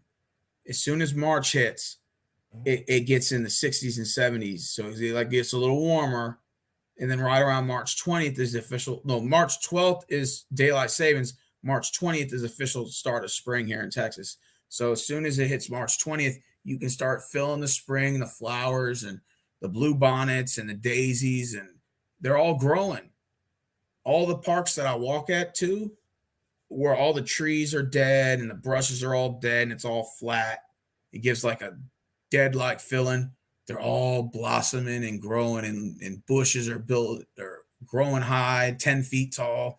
It's just beautiful, man. It gives a beautiful spring, gives a beautiful flow to like plant development and irrigation and plants growing. And so the summer's gonna start. And then of course when the summer starts in May, because I think May 20th is the official start of summer. And then that's when you get the really hot months are coming in. Like here, we're already 90-degree weather for like 6 days straight, 90s, 90s, 90s. And then as soon as June, July, August, September hits, gonna be in the hundreds, you know. So we're gonna be barren for a long summer. But honestly, I like summers better than I do winters. I love me some summers. But March is my favorite month. Now, least favorite, because I haven't gotten into the least favorite. Least favorite holiday, least favorite month. Okay. Um, for my least favorite month, I would have to say, hands down, it's January. Now, of course, January is the start to the new year, and everyone's like, "Well, why would you not like January?" Because January is the coldest month in Texas, and temperatures can get really cold into the single digits, and I fucking hate it. And I hated the cold front that hit here last in 2021, and I didn't like any of the cold fronts that we were hitting this year. In January, I hate it. I hate it. I hate it. I hate it. I hate the cold weather. So January is definitely on my list of least favorite months. Okay, so January is my least favorite month. Now, what is my least favorite holiday? Um, hmm. How many holidays do we have anyway? We have so many fucking holidays. Um, let's see. What holiday do I hate the worst? Let me see. Hmm. If I had to pick a holiday that I least like, maybe didn't hate, but I least like. Okay, this may not be popular to most people. I actually hate Thanksgiving. I don't want to say I hate it, but I'm not really all hyped about Thanksgiving. And the reason why is because over the years, when you were a kid, it was great to have the stuffing and the cranberry sauce and all that shit. And then you would go to sleep and you would sleep for like 8 fucking hours. Because every time you eat turkey, it makes you go to sleep. Now, as you're older, Thanksgiving is nothing more than a fucking all you can eat buffet that's going to make you gain about 10, 15 pounds. In fact, November and December is the most grueling months of weight gain because it's the winter and your body naturally harvests more food because the way evolution has designed our bodies to hold on to more fat for the winter, sort of like how grizzly bears do during hibernation. Same thing. And the animal kingdom is the same way. Same thing with humans. So your body has a natural reaction to winter and it holds on to more weight. So it's harder to lose weight during the winter. That's why they say the average person gains like 10 pounds, especially during Thanksgiving and Christmas. Oh God. And it just sucks because you got the stuffing, you got the turkey, the cranberry sauce, the pumpkin pie, the sweet potato pie. You got every pie and you got all that stuff. Corn, green beans, and everything. So you eat unlimited because you figure, man, I'm going to stuff myself. And then you have leftovers for 2 or 3 days. You stuff yourself some more. And then you come to realize that you gained about 10 pounds. You not only feel it, but you see it. And then Christmas comes around. So you're going to eat for Christmas too. And that's just another fucking month to gain another 10 fucking pounds. So then January comes around, it's time for New Year's resolutions, which is another reason why I hate January. So your New Year's resolution for most people is I got to lose the weight that I gained during the winter, 15 to 20 pounds. So then you start walking around the treadmill, or you go to your local park and you walk around that fucking nasty fucking cement pavement. And it's extremely fucking cold outside. And you're walking and you have all your, your equipment on, and you're like, yeah, I'm going to lose this weight. God damn it. And then after about 3 days, you get burned out, you get bored, and then it's time to go back to eat again because it's still winter. And then once summer hits around March, March, April, May, you start going to the long summer months, then it's easier to lose the weight because it's extremely hot outside. So you can lose all that weight that you gain, So that's why for my reasons, that's another reason I like January, because the New Year's resolutions I make, they never pan out. Yeah, cement is terrible to walk on. I agree with that, Christina. Also, the asphalt pavement sucks. You can feel the heat coming off of the asphalt. Like if it's black asphalt, you can feel the steam coming. You can see the steam coming off of it. And it's just uncomfortable walking on them. That's why I prefer to go on wooded trails and stuff like that, because to me, it's more of a challenge. It's more of a challenge to walk on the pavement. I mean, the wooded area as opposed to pavement. Every time I try to used to jog on the tracks or attempt to jog, even if it was 25 feet, 50 feet, my ankles would always sore up. Therefore, I didn't want to just jog anymore on the fucking cement. And that's why people get burned out. They go to these little looks like mini racetracks, and they go jogging around or walking around it. And you get burned out, you get bored. That's why I like walking in wooded areas, natural preserves, because you really don't even feel like you're working out, even though technically you kind of are still. And at the same time, you're kind of a little excited because you like the trees, and you like the jackrabbits and the deer and the hog that run around. You like the cool stuff, so now you got to walk through bridges and trailways and whatever the park rangers design there gives you sort of feels like you're on a mission or something.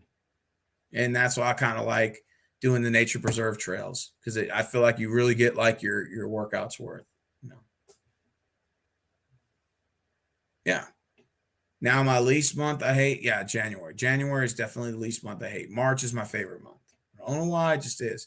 Favorite holiday, again, Halloween, and then my second one is Independence Day. My least is Thanksgiving, and it's not really I don't hate it. I just think it's overrated. And I just think it's just an excuse for me to have my cheat day and gain 10 pounds. It's the start of the weight gain process. So then you don't want to eat a lot during Thanksgiving, and then you give in and you start eating, and the gravy's really good, that brown gravy. And then the turkey just makes you so tired. You can eat 3-4 slices and get tired. So now you want to sleep and take a nap. You wake back up, you eat some more turkey. And then when you eat the turkey, you go right back to fucking sleep. It's just a never-ending cycle with that damn turkey. It always makes you sleepy. That's why, now the years go on, I'm like, God damn it, I fucking hate turkey now. I prefer, maybe something different like brisket or something. Replace it so that way I don't go to sleep. What do I think of St. Patrick's Day? It's okay. St. Patrick's Day is okay. People do celebrate that day. I went to Dallas and celebrated St. Patty's Day. I actually posted that video on there. It's on my YouTube channel. For St. Patty's Day, went to Dallas, and the Grand Marshal was Dirk Nowitzki. He used to play for the Mavericks, so he retired. And then, of course, you had the mayor and Dallas Fire Department, police department were out there throwing beads and stuff. It was kind of cool. It had a little Mardi Gras feel to it. First hour was okay, and then after that was just a bunch of local high school bands playing music, and we wasn't into that. But the food is good, and the scenery was cool, and people dress up all in the green suits, and they have their own little creative ways they dress up. like cosplay, and I just thought it was pretty cool, man. I was like, oh, okay, so people actually do celebrate St. Patty's Day. Turkey is good, but I just hate it when it makes you go to sleep. Gobble, gobble, gobble. And born April 16th. Oh, congratulations. Oh, it's because of tornado season. You know, we don't get a lot of tornadoes here. If you go to North Texas, you get a lot of tornadoes.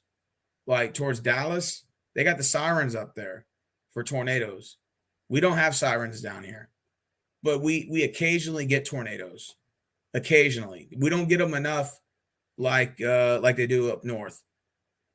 We're not in what's called Tornado Alley. They have it's called Tornado Alley, and it's like a grid, and it starts like right in Iowa, and it trickles down all the way to Texas, and it's like a little strip, and it's like a certain time of the year that's where tornadoes develop in those areas in that grid, and then we're like right outside of that grid, so that's good, but we do occasionally get some, but we never had an F5 tornado here, but we've had them like F3, F4 when we had back when we had the last hurricane that hit in 2017 in August. We had an F4 tornado rip right through my neighborhood, and it didn't hit my neighborhood, but what happened was you got my neighborhood here, you got the main intersection. The tornado actually dropped down on Cartwright and started going all the way down the road, almost like it was driving on the road. And then it goes up because the tornado never like consistently stays down if it's not an F5 or an F4. I think it was an F3. So it would touch down, it would travel, then it would go back up, and then it would come back down. So when the tornado went up, it traveled east and went into the next neighborhood, or the next area in Stafford, which was Quell Green West, and it just started fucking ripping houses up to shreds. And I still got that video posted. You guys check it out, but you got to go all the way back to August of 2017 in my archives, which is going to take you far back. But it tore houses, it tore the roofs right off of them. It completely plummeted all those houses. A lot of them out there. I actually drove through the neighborhood filming it, man. It took trees that had been there for 1,000 years, and it ripped the whole entire trees out of the ground. You can see these big giant roots, and it literally, the force was so great, it tore those trees and it ripped them right out of the ground like it was nothing. And it was crazy, man. I've never seen anything like that because we don't get tornadoes here. So I was blessed that the tornado didn't go west, or it would have been east. It would have hit us. It would have hit my neighborhood. But instead it traveled west and it hit all the houses over there. It went up, and then it traveled and dropped right on the Wells Fargo bank, and it completely ripped like the whole front part of it off. And they had to close the bank down for repairs. Then it went back up, and then it skipped over a couple of neighborhoods, and then it dropped down right into what was that? Right off of Stafford and right before First Street or Fifth Street, where the courthouse is. It dropped right in that neighborhood back there, and just started ripping through all those houses out there. I mean, there was 20 homes in a row I saw on one street were all flat. Man, it fucking pancaked those houses. And it must have been a scary situation if you were in that area at that night. You know, that must have been scary because there are some houses where the roofs were completely off and you could see the whole inside of the house. I mean, that had to have been scary, man. And one person that saw on the news, he was sitting in his car smoking weed. And when the tornado hit, it went right on the side of him, lifted his car up and threw it 25 feet into his neighbor's house, and he survived. But that must have been fucking scary, man. Being lifted in the fucking air in your SUV, and then the fucking tornado lifted your fucking truck up and slammed it up against someone's. That had to have been a scary experience. I probably would have shit and pissed all over myself. I ain't gonna lie. I would have been scared, but like a motherfucker. That's the closest I've had a tornado come to me, but it's never actually directly hit me. No. Because we're right outside of Tornado Alley. And the only reason why that tornado hit us is because we had the hurricane. And whenever a hurricane hits, and then the hurricane starts twirling, it was a category 1, and then it turned into a category 4 when it hit inland, then it turned into a category 5 right as it hit Galveston Bay, and it traveled up to Trinity Bay. It was already a 5. So as soon as it hits a 5, the winds were almost 200 miles an hour. And I'm 60, 65 miles inland from Galveston. So by the time the hurricane hit our area, it was a category 4 going into a 3. So the winds were still like over 100 miles an hour, 114 mile an hour winds. And then I remember, I'll never forget, and I got all the videos still posted on my channel. You guys should check it out. I remember it started raining and the rain wouldn't stop and it kept going and kept going. I said, damn, this rain ain't going nowhere. It's going to flood up here. My people were like, no, it's not going to flood. It's not going to flood. I'm like, dude, it looks like it's going to fucking flood. And once it started at 4 o'clock, then once it hit by 8, the water was already in the driveway. And there were already water getting in people's houses down my street. And by the time I woke up the next morning, the water was right up to the gate. I was like, fuck, man, this shit sucked.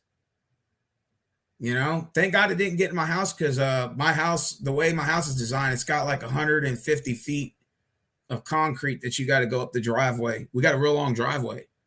So it's got to go 150 feet to my door. And it traveled all the way to the gate. So it probably went about 100 feet, but it never got any further. But other people, they got smaller driveways. Their driveway from the mailbox to their door is probably maybe 70 feet. So the water just went right into their house and just flooded the whole thing out. And then when what sucked is the people that lived in Glen Lakes, which is right down the road, the way that the neighbor's design is, it has a hill. Like, we're on the higher end of the hill. You got to travel downward to get to the lower end. So everybody knows physics. Whatever goes up must come down. So whenever the rain started hitting my area, it flooded my area first. And then as day 4, the water started receding and started traveling downward. So when the water started traveling to the lower part of the subdivision, it flooded all those fucking houses out. So I was lucky that my subdivision that I'm in was built on higher ground. So when the rain was coming, we got the first bit of it. But then when the water receded, it flooded all those houses down there. That sucked. So you're talking about a lot of fucking damages, man. Sheetrock, the flooring, everything, man. A lot of remodeling done. And a lot of people don't have hurricane insurance because we don't have damages like that. So people don't get flood insurance, what they call it. So a lot of people don't get flood insurance out here. Well, kind of sucked for 90% of Houstonians that didn't have it. So we had to depend on FEMA to come over here and, had to, donate X amount or whatever. And of course, FEMA always tries to lowball you anyway. They don't want to give you the money it takes to fix it. So they'll write you a check, but it's not really much. You still have to make up for the rest of it, And then here's the crazy part. So I'm looking for a place to eat, right? Because it was already like 3 days we didn't eat. No food, right? And we were flooded out. So we had food, and then the refrigerator went out, so everything went bad. So all we had was like bread and peanut butter and shit like that. So we ran out of food, right? And come like the 4th day, I think it was like day 4, day 5, because this was going on for like 12 days. So by the 5th day, we ran out of food. So I waited till the water receded, and I had to drive to see what stores were open, because a lot of stores were closed. So I finally found one in Lake Olympia, which was like on the other side of the subdivision where the more expensive homes are at. That's where like Beyonce and Warren Moon used to live. When Beyonce was with Destiny's Child, she used to live out there. She had a recording studio. Well, she didn't live there no more, but she used to live out there.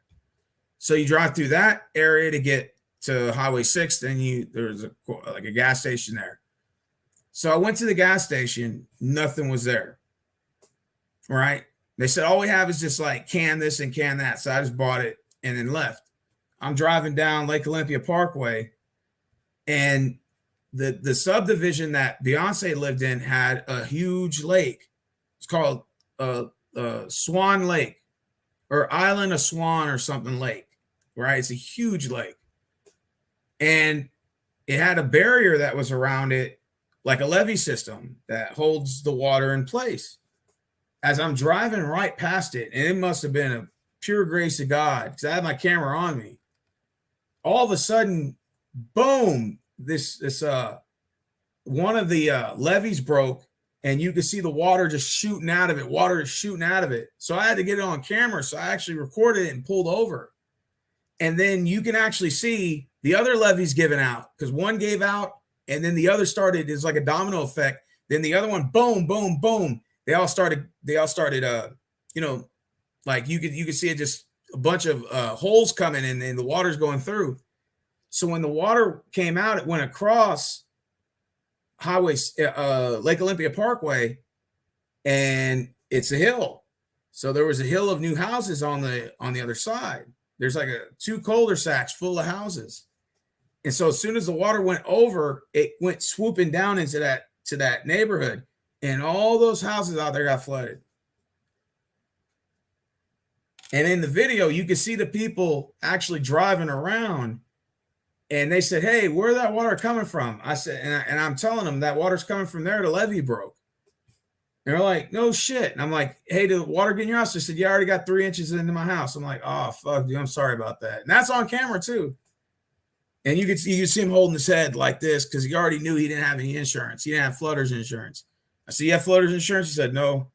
Like you could tell he looked like fuck because he thought I avoided it. I avoided the flood.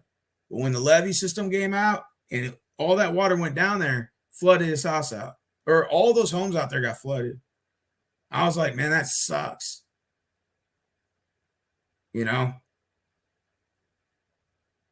I'm just grateful that we never had another storm like that again. It's been 5 years. Hopefully we can dodge hurricane season. Every time hurricane season comes around, I always kind of have to look at the radar, Doppler radar and stuff to make sure there's no developments of hurricanes, man. Because hurricane season goes till November. So you always have to constantly watch for, the news and stuff to see what new developments are going on, like tropical depression, tropical storm in the Gulf. That's why I always try to keep an eye on it. Yeah. So see, you guys get tornadoes. We get hurricanes. And hurricanes could be just as bad, but they're rare.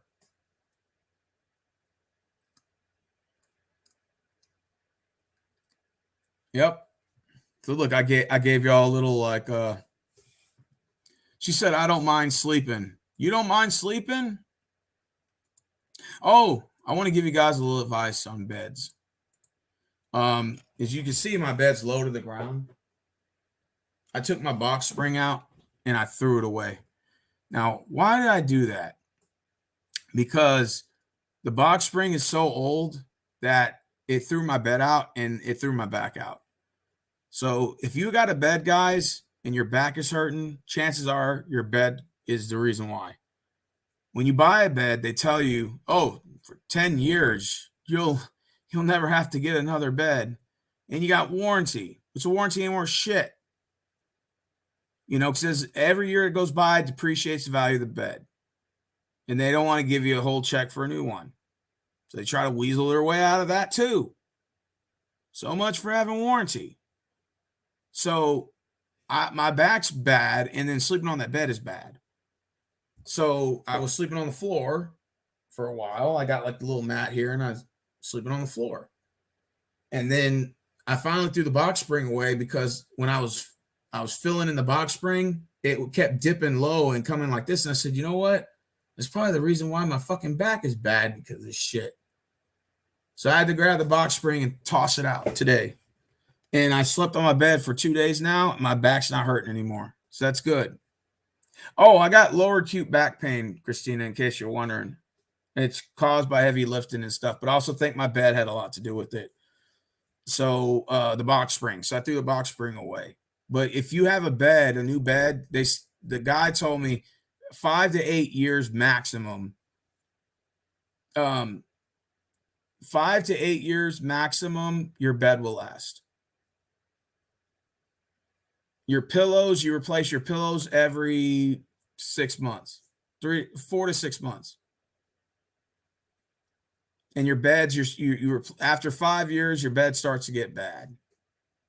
And then if you're lucky, you might stretch to 6, 7, or 8 years, but it never lasts the full 10.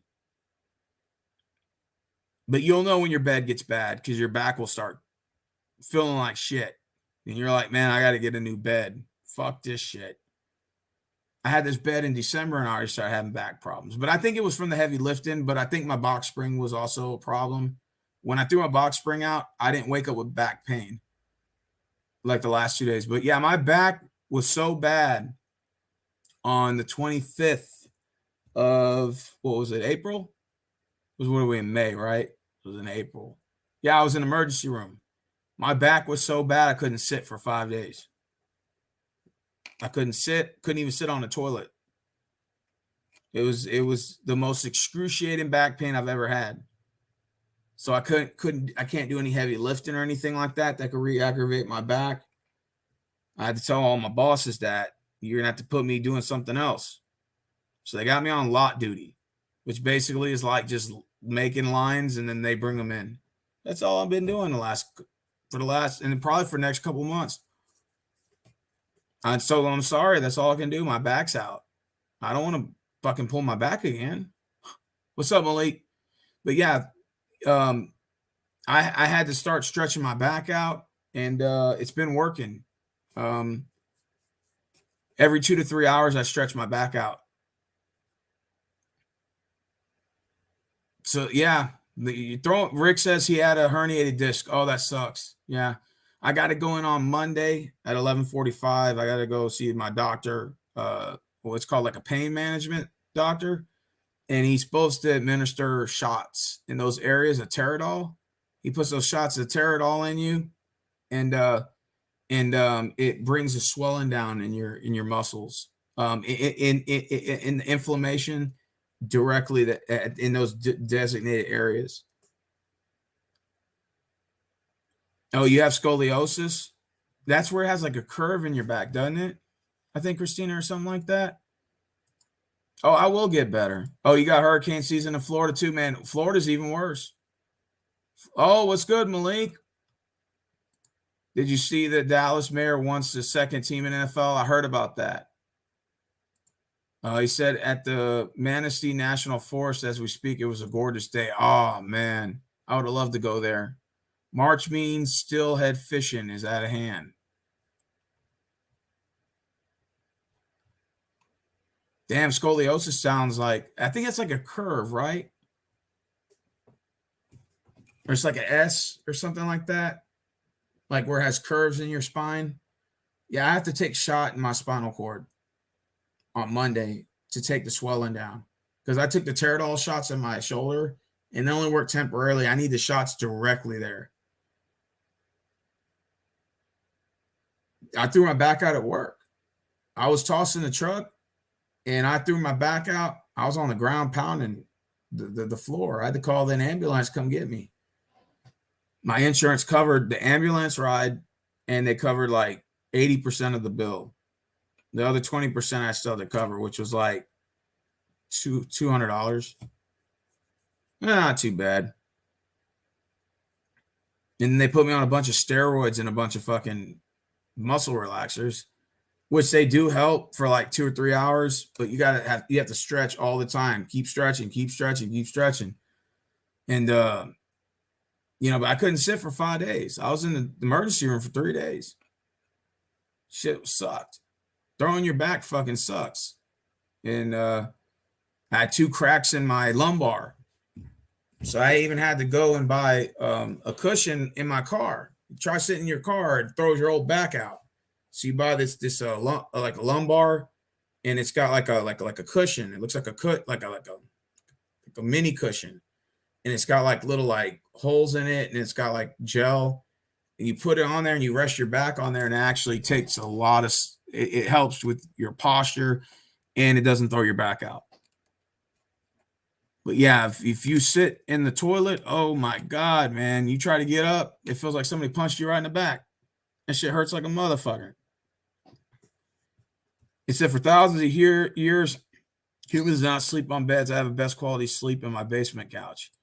Yeah, I mean, I sleep on the floor to help straighten the back, but it hurts my upper back towards my traps.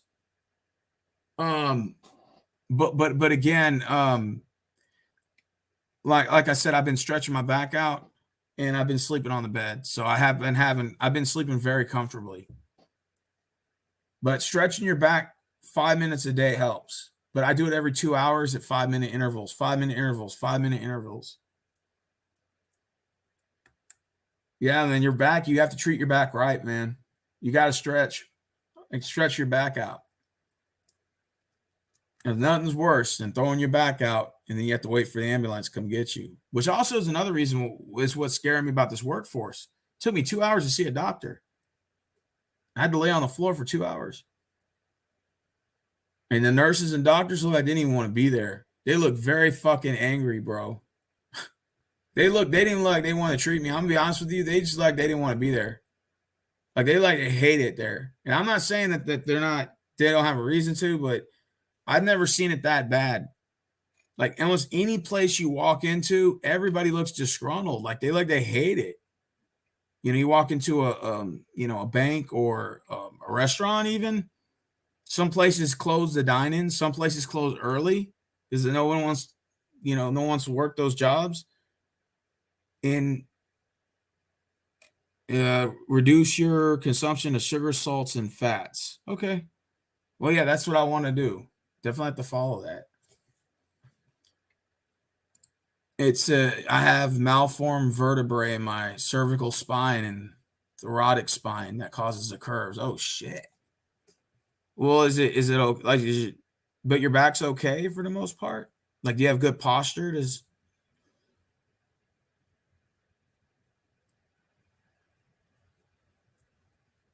Now, like I said, I was in the emergency room for 3 days. 3 motherfucking days, man. No joke. I swear to God, yeah. Nothing's worse than throwing your back out. And I told them I can't lift anything heavy. They're like, well, you got to call Sedgwick, which is like a third party. I'm like, I'm not calling no Sedgwick for that shit. I'm like, I'm telling you right now that I have a bad back and I can't lift anything. And they're like, well, I'm like, look, dude, listen, you could do whatever you want. Fire me. I don't give a fuck. I'm telling you, I have a bad back. I can't lift anything. And I'm not going to throw my back out or damage it even more for this shitty ass job. And then they didn't say anything. And ever since then, they didn't fuck with me anymore. They just said, okay, we're just gonna put you on a lot duty, and you're just gonna make lines of carts. And who's ever out there for that day of the shift, they're gonna bring the carts in with the cart machine. I said, okay, cool. So that's what I've been doing. Because I told them until my back gets better, I'm not lifting anything. No more lifting mulch, no more carryouts, nothing. I'm not lifting TVs or nothing until my back gets better. And if it could take 2 months, could take a year. I don't know. I don't know how long it's going to take, but I'm not going to risk injuring my back more for this shitty ass job, man. Fuck that. Not worth it. Fuck that job. I'm sort of okay. He says, want to fix your back? Oh, yeah, I read that part. Well, I mean, I put this mat on the floor here. I'll show you guys. 1 second. This is what I lay out on the floor here. See? It's like a workout mat. And I lay it on the floor, and it at least helps with my back, keep it straight. But I got rid of the box spring here. As you can see, that's why my bed's towards the ground. So I just got the frame and I got the bed here. And then this is what I use for my stretches, which is this. You can stretch your back out just by, like you ever seen ballerinas? For example, you ever seen a ballerina do this? Which is kind of weird, seeing a guy doing this, but it works out. It works fine. You place your hand like this in a tight position, and then you get your fingers. You see like the ballerinas go like this. So you put it above your head, and you stretch like this, and it pulls all inside of here. So all this back here is literally stretching. And then you switch hands. You do the same thing over and over. Ballerinas do this. People that do acrobats, they do this. And this is how you get your stretches. So I do this at Walmart all the time. And then I switch hands, and then that's how I stretch all this back here out. And it works for a couple hours. And then what happens is it'll start to stiffen up again in the back. It'll start to stiffen up out of nowhere. And the muscle will harden up like a rock, and you can feel it. So then you have to do the same thing again, the stretches, and then you pull your back like this as much as you can, and it gets all on the inside of here. And there's other different techniques you can do that the hospital, the guy taught me, but it works. Like stretching your back works, man. And then of course, just for shits and laughs, you pop a couple of Tylenols, 500 milligrams, which I have here, and then you pop yourself about 3 ibuprofens, and you take a muscle relaxer, and you won't feel a fucking thing for 8 hours. No, real talk. You get your. I got my whole Medikit right here. See, this is my muscle relaxers right here, baby. This is the ticket. You take one of these little bad pills right here. They're little small ones. You won't feel a thing for hours. Then, to top it off, you take what's the other one? See, I got my ibuprofens here. You take the liquid gel ibuprofens. Take about 3 of them bad boys. Pop a Tylenol. You won't feel a thing. People are like, pain? What pain? And that works for about 8 hours. Works for about 8 hours. And every 2 hours, you got to stretch. You got to stretch the back. Stretch the back. Get on the ground. Press up. And pull with your back every 2 hours. And your back will feel, as long as you do that, it'll take about 90% of the pain away. And then you still will get a couple of If you're laying down and you get up, you feel a couple of that. But after a couple of weeks, your back gets better.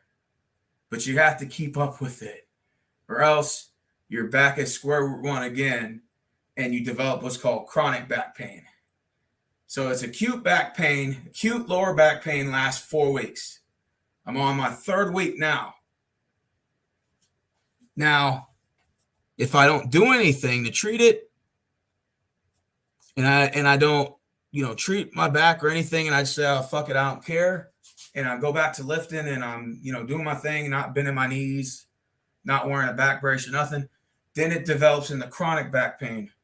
And when you got chronic back pain, now you're talking about 12 weeks to get rid of it, maybe even longer. And some people get surgery, and it's never the same when you get back surgery, never. So I want to avoid back surgery at all costs. No, I don't want any back surgery, because I've seen people that got like surgery in the back, and they got like their whole fucking insides are open, and it looks all fucked up. I don't want to like be one of those guys, so I'm trying to avoid it. And it sucks. And athletes get it. In fact, Ben Simmons is having surgery for his back. He's in perfect shape, and he's going to get back surgery. So he's in excellent shape. Type his name in for those who don't know him. Ben Simmons, Brooklyn Nets. He's getting surgery for his back. Devin Booker has had back problems. Chris Paul, back problems, sciatic nerve problems. The sciatic nerve is your muscle that's right here. Starts right here on your ass, right on the side, and then the pain shoots all the way fucking down your leg, man, if you don't stretch it. So that's when, like, for example, if you ever see like the Olympics or basketball or football, and you see those guys on the ground on their back, and the trainer has the knees bent into his chest, and he's pressing the knee on the other side, and you see them like they're grimacing in pain because they're trying to stretch that fucking muscle out. Because when you pull your fucking muscle there, it hurts like a motherfucker. Why do I know that? Because I've had it happen to me several times. So your back, your lower back muscle that's right above your tailbone is all connected to all those other muscles around your legs. So you have your sciatic nerve that curls all the way around. So you have to work both of that out. And I hate bending my leg, because every time I bend it, I don't have no one to bend it for me. So I have to lay on the ground, and I have to like grab my other arm to bend my fucking leg in the opposite direction. And it burns like a motherfucker. And then you get used to it after a while, but it burns for a while, for a little bit, first couple of times. And so you have to stretch all that fucking muscle out in that area, man, and it can be a pain in the ass. I fucking hate stretching, but it has to be done.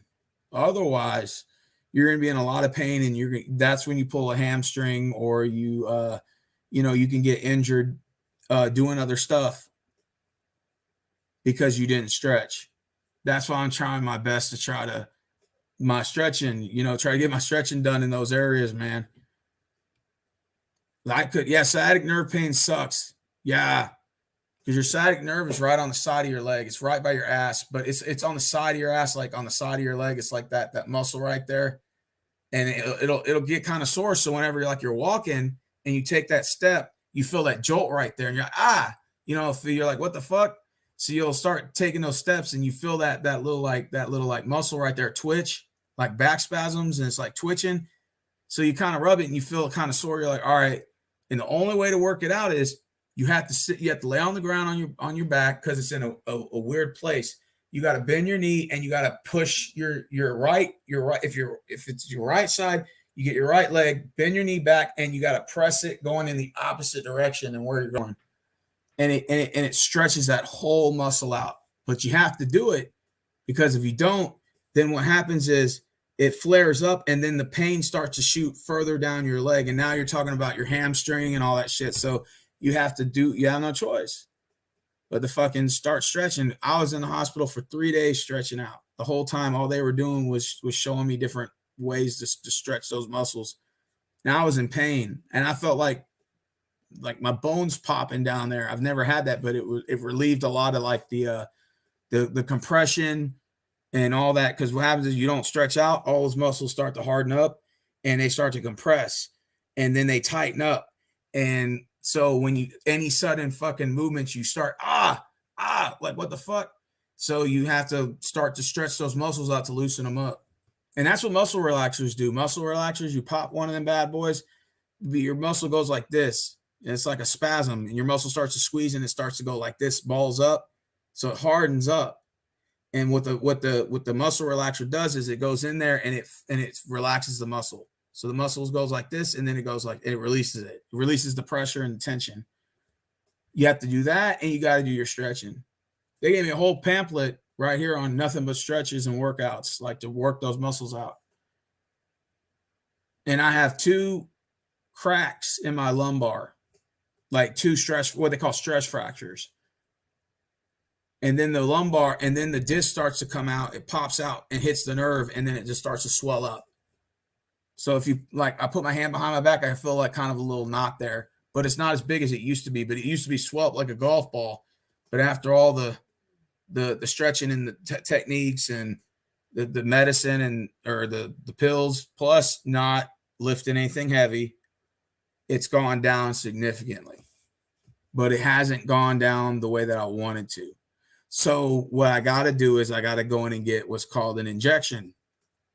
And so when I go in on Monday, they're actually going to inject the areas where it's swelling with Teradol, which is it's a medication used for the inflammation. So they actually inject those areas. And in the hospital, they're not licensed to give you a shot in your spine area. They can only give you shots in the arm or in the ass. And I need my actual shot in the muscle, like where the pain is at. I can't have it in my arms. It has to be in the affected area.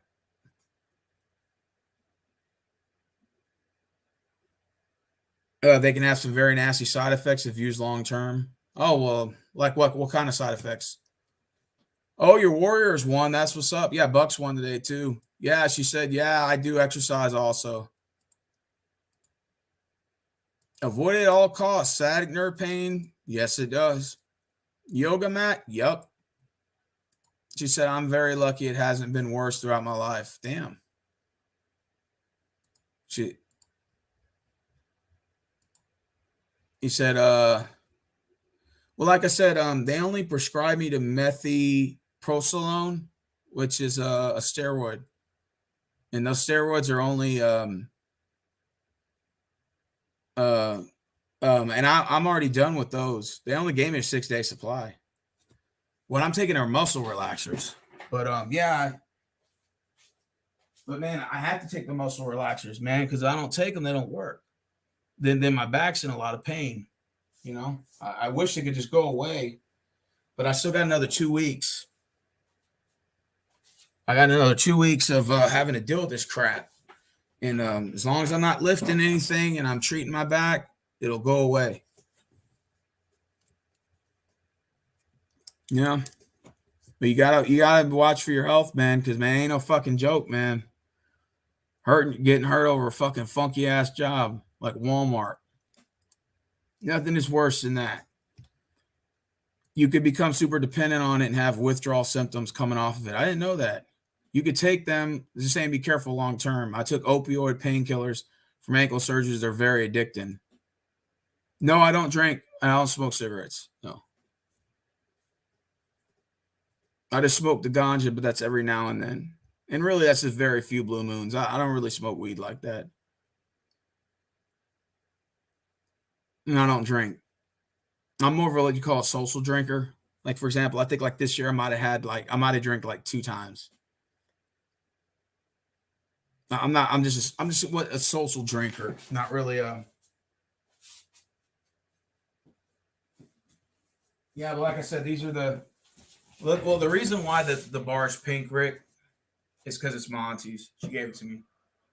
She said you needed to stretch your back out. So like I said, I just stretched the back out like this, and you can feel it. It all pulls in the back of here, and then you do it the other way. You know, like you hold it like this, and then you stretch like that, and you count to 10 in your mind, and you could already feel it pulling on the back. Oh man! So every 2 hours I do that, and then I do the back stretching on the ground twice a day. It used to be every 2 hours, but now it's getting better. So I only have to do it. I don't have to do it as much.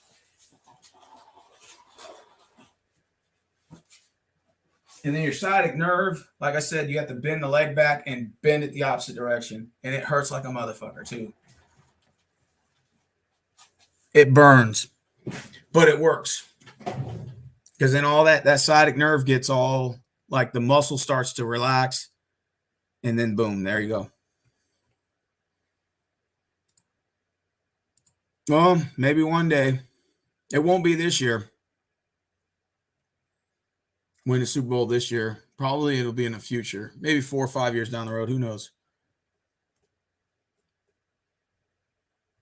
My weakness for food is fried food. It's not sugar. I can go without sugar for a long time. That's not my issue. My issue is fried food. French fries, fried wings, fried chicken, high salty foods, stuff like that. I need to start monitoring that. But it's so hard.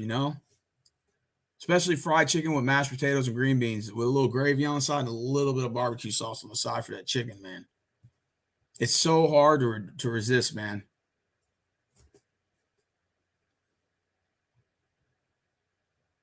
Yeah, I gave a shout out to Maria because me and Maria are going to be doing videos again together. That's the purpose. Yeah, mine is the same. Like I could go forever without sugar. Like for example, like cheesecake and ice cream and stuff. That was more when I was a kid. That's not really an issue with me. I can go forever without eating ice cream or cheesecake or candy or anything. I mean, every now and then I got a sweet tooth, but it's not that bad. I could drink Diet Coke or Diet Pepsi and be fine. My issue is the fried foods. Like I said, mine's is the salt content. Mine's is the French fries. Um, you know, mashed potatoes. Well, that's not really high salty food, but let's say fried wings, fried chicken, pizza. Stuff like that. Now, pizza, I don't really have to eat that all the time. I don't think I've even recalled eating a pizza in a long time. So really, that's not included. But it's mainly fried food. Fried food is mainly my biggest weakness. And especially like fried chicken, man. Oh, and if it's like a bread content, it's like tortillas and stuff. You know, like I love having tacos, man. And especially like I like it on corn, but sometimes I can eat like eight corn tortillas back to back, man. No biggie. But fried food is my biggest weakness. That's my biggest weakness. I love fried food, man. Not grilled fried. You know, like if you get a chicken Caesar salad, I love that fried chicken on there instead of the grill, like at Wendy's. I love the fried chicken's Caesar salad. And I always tell them, put extra cheese on there for me. And I always put two of those lemon Caesar dressings on it. Always, all the time. Never fails. And then to top it off, you get that chili and you dump the chili in there. And you got yourself a chili chicken Parmesan salad. And you put the croutons on top.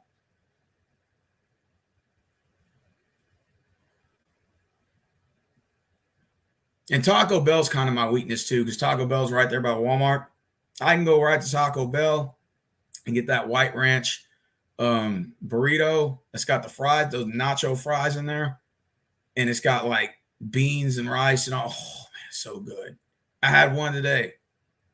I almost cried. It was so good. And then they put cheese in it too. So it's like eating a French fry burrito. So like I said, my problem is the carbs and the salt, man.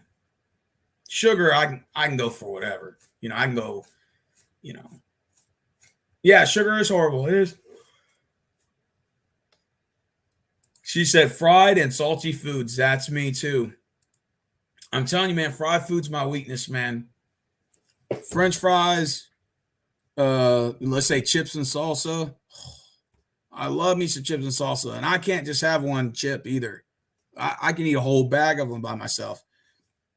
And of course, bread, my tortillas, croissants, mainly tortillas, but my biggest weakness for bread is the French bread from HEB. And they're like big, huge French bread. And they come right out of the oven. If you catch them in the morning, 9 a.m., right out the oven. I'm talking about crispy, right out the oven. Man, you'll never go wrong. And they used to actually, on your request, they actually would open up the damn sandwich, throw a bunch of meat in there. So you want roast beef, turkey, lettuce, tomatoes, pickles, onions. They would open it up for like $3 and throw all that shit in there for you. They don't do that anymore. They used to. But yeah, French bread, I can eat a whole one by myself. A whole French bread. Now, I haven't had French bread in a long time, but that's definitely one of my weaknesses, especially when it's hot and it's fresh out the oven. French bread. Y'all got me talking food. Y'all got me talking hospitals. Y'all got me talking inflation on Mother's Day. I got my mom a $25 gift card to Starbucks. Kept it plain and simple. Same thing. Birthday. I just keep it simple. She likes Starbucks, so why not just give her a gift card? Yeah, and there can't go wrong with that. What did y'all get y'all's moms for Mother's Day, or were y'all just selfish and didn't get her anything? I mean, if y'all's moms are still around, I'm just saying hypothetically, or legal guardian or whatever. I didn't do anything fancy. I just $25 gift card to Starbucks. That's it. Nothing fancy. The worst thing that sucks, Rick says, is when you wait till the last minute to get your mom something for Mother's Day, or to get somebody something for Christmas, etc., birthday, etc. Yep. That's why I made sure to get it to her today. I went to her house earlier and said, "Here you go. Here's a Starbucks gift card. Happy Mother's Day." Just gave it to you early. Just get it over with. Why wait till the last minute? Then you don't have any fucking money. And then you feel bad because then the day comes up and you didn't get her anything, and you kind of feel bad. You're like, oh, well, I'll get it to her after Mother's Day. And then Mother's Day is the next day, it's no longer Mother's Day, so it doesn't feel organic anymore. It feels like you had to do it because you forgot to. So it doesn't really feel genuine. So that's why you always want to do it before the day comes. And my dad's birthday is May 11th. So I got to get him something for May 11th. Oh, God, yeah, it is May 11th. Holy shit. Today's the 8th. Yeah, I got to get him something there. And then after I get my father something, then Mother's Day, no, Father's Day is the next month. It's in June. Holy shit. I just realized that. My dad's birthday's in 3 days. Holy shit, I got to get him something. Holy fuck. Yeah. It's kind of like, like your parents will say, well, don't really get me anything, but then you can tell they kind of feel bad when you don't. So you're kind of like, I'm going to get them something. Because it only makes sense. The only problem is my dad's real picky. He's real simple. So that's just harder to get my dad something than it is to get my mom. So my mom already knows what she likes. My dad is kind of a little harder.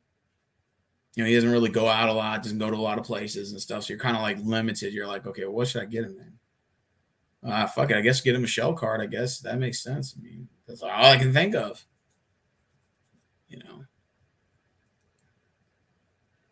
When are you and Maria live streaming? We are actually going to live stream on Monday. Unless she wants to do it tomorrow. Then we may do it tomorrow. Me and Maria have not live streamed in a while, but every time we got a live stream, we're always popping. Like, always got conversations going and always have something to talk about. And I had already told her, hey, these are the topics I wanted to discuss. We're going to talk about the rating system and how we rate people. I said, wow, that's actually a pretty cool idea. We can actually discuss, how do you rate someone? What factors contribute to how I rate somebody a 1 to 10? Stuff like that, which I'll go into that in that video. I don't want to just say it now because then that just spoils the fun, right? If you already know what's to expect in the next video, you're not going to want to watch. So, I'll wait till that video comes up to go further into that, that sort of ordeal. Yeah.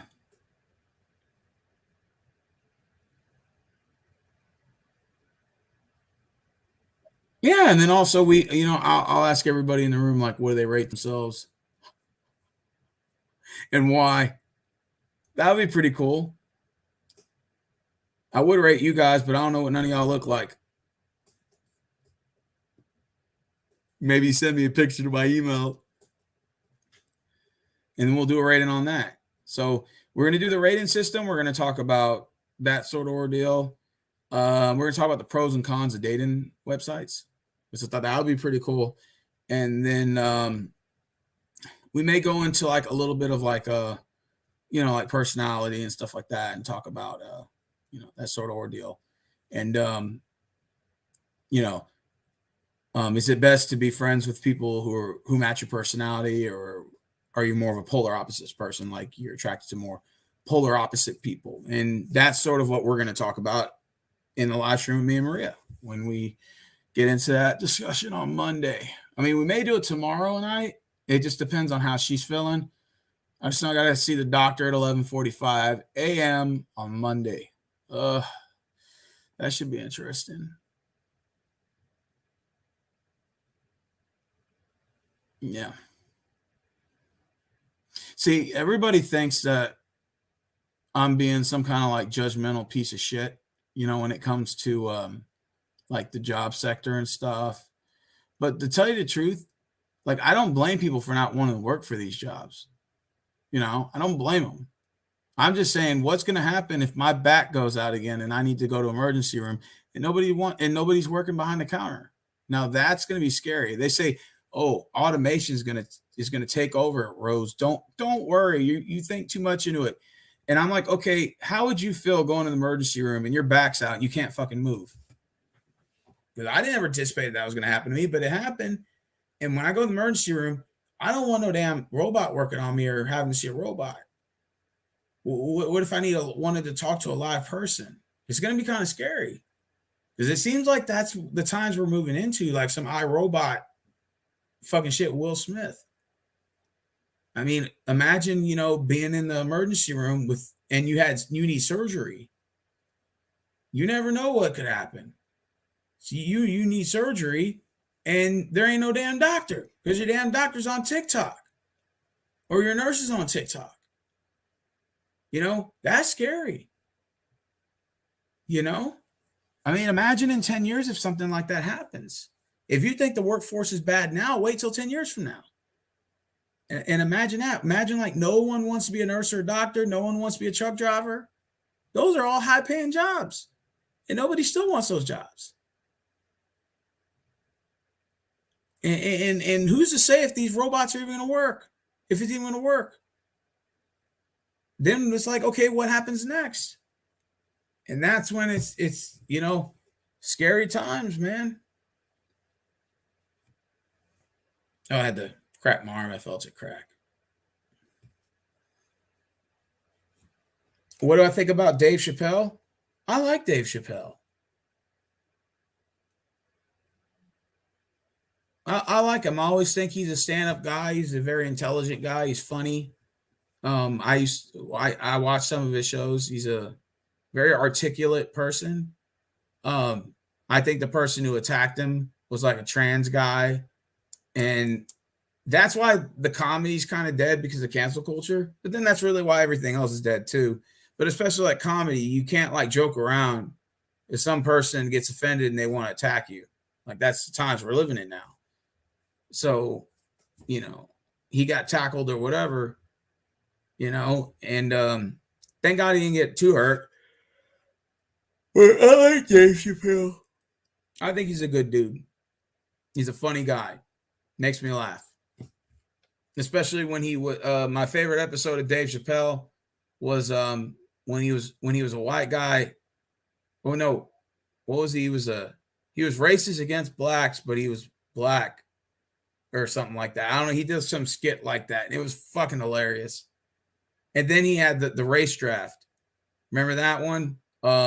Where they were drafting races of people, and they're like with the first pick of the draft. Remember the Asians drafted the Wu-Tang Clan or whatever. Remember that? That shit was hilarious. And then I think the white people drafted Tiger Jones or Tiger Woods. I meant Tiger Woods. Remember they drafted him, and they're like with the second pick of the draft, the white people select Tiger Woods. Or no, it was black people that picked Tiger Woods. The blacks drafted Tiger Woods, and Tiger Woods goes up to the podium. And it was Dave Chappelle, and he's like, "For shizzle." He's like, always wanted to say that. And I thought that shit was hilarious. And then the Wu-Tang Clan got drafted by the Asians. And I thought that was, I just thought the fucking whole thing was hilarious. And then there's the one where he was Godzilla. Remember that? When he had the skit where he fought Godzilla? The guy's hilarious, man. Dave Chappelle, I'm going to tell you, he don't care about cancel culture. He don't care about none of that shit. Like, he's just a realist, and he just says whatever's on top. I like the guy. I think he's funny as hell. I like Dave Chappelle. But he can't go into comedy because look what happened. They tackled him. She said, I think my rating went down a few points. I'm in the negatives. Oh, Christina, don't say that. Don't say that. He can't be canceled. No, he can't. He can't be canceled. What I think about Will Smith and Chris Rock, Rick says, well, to be honest with you, and this is my personal opinion, Will Smith has been talked about for years. Him and his wife. This is no secret. It wasn't just Chris Rock. There's been tons of YouTubers and other celebrities that talk shit about them all the time. So he decided to slap Chris Rock because he knew Chris Rock was just an average guy who's real nice and wasn't a fighter. So what Will Smith did was he slapped him because he wanted to pass the message on to the Pookies and Tyrones out there that he means business. But really, you ain't getting no respect in the streets doing that. And not to mention, you were laughing at the beginning until his wife looked at him. That's when all of a sudden he decided he had to defend his wife. And then the wife ends up throwing him under the bus anyway. Jada said, I never told him to do any of that. So he looks like a fool in the end. So he's got canceled. They're canceling Bad Boys 4. He's supposed to have some other movies. They're supposed to make a Fresh Prince or whatever. That's canceled. He can't come back to the academies for 10 years. And then you look at Chris Rock. Chris Rock has made money from that. All of his tours are all canceled out. Not canceled, sold out. Philly, New York, Jersey, Phoenix, LA, all them areas he's going to on his tour, comedy tour, all sold out. He made tons of money off of this shit. Chris Rock won in the end. And the thing about Will Smith is, and let's just keep it 100, Will Smith isn't exactly on one side of the plate. He's bisexual, which is cool. I don't care if he messes around with dudes. Jada messed around with females. He messed around with dudes that were known swingers. They travel to Latin America and go to raves. They've been known for doing that in Colombia since the 90s. They've been doing that in other countries as well. Will Smith sleeps with dudes. She sleeps with girls. Whatever. That's their agreement. That's their arrangement. You know that little rapper or whatever that fucked Jada, that recent shit that went down? Will was fucking him too. They were all messing around. That ain't nothing new. Will Smith is bisexual. And you could tell he acts very feminine. Which is okay. It's cool. I got no wrong with his sexuality. I'm not going to hate on the dude. But you could tell he's an emotional train wreck. And you see on his interviews and all that, he's not all there, man.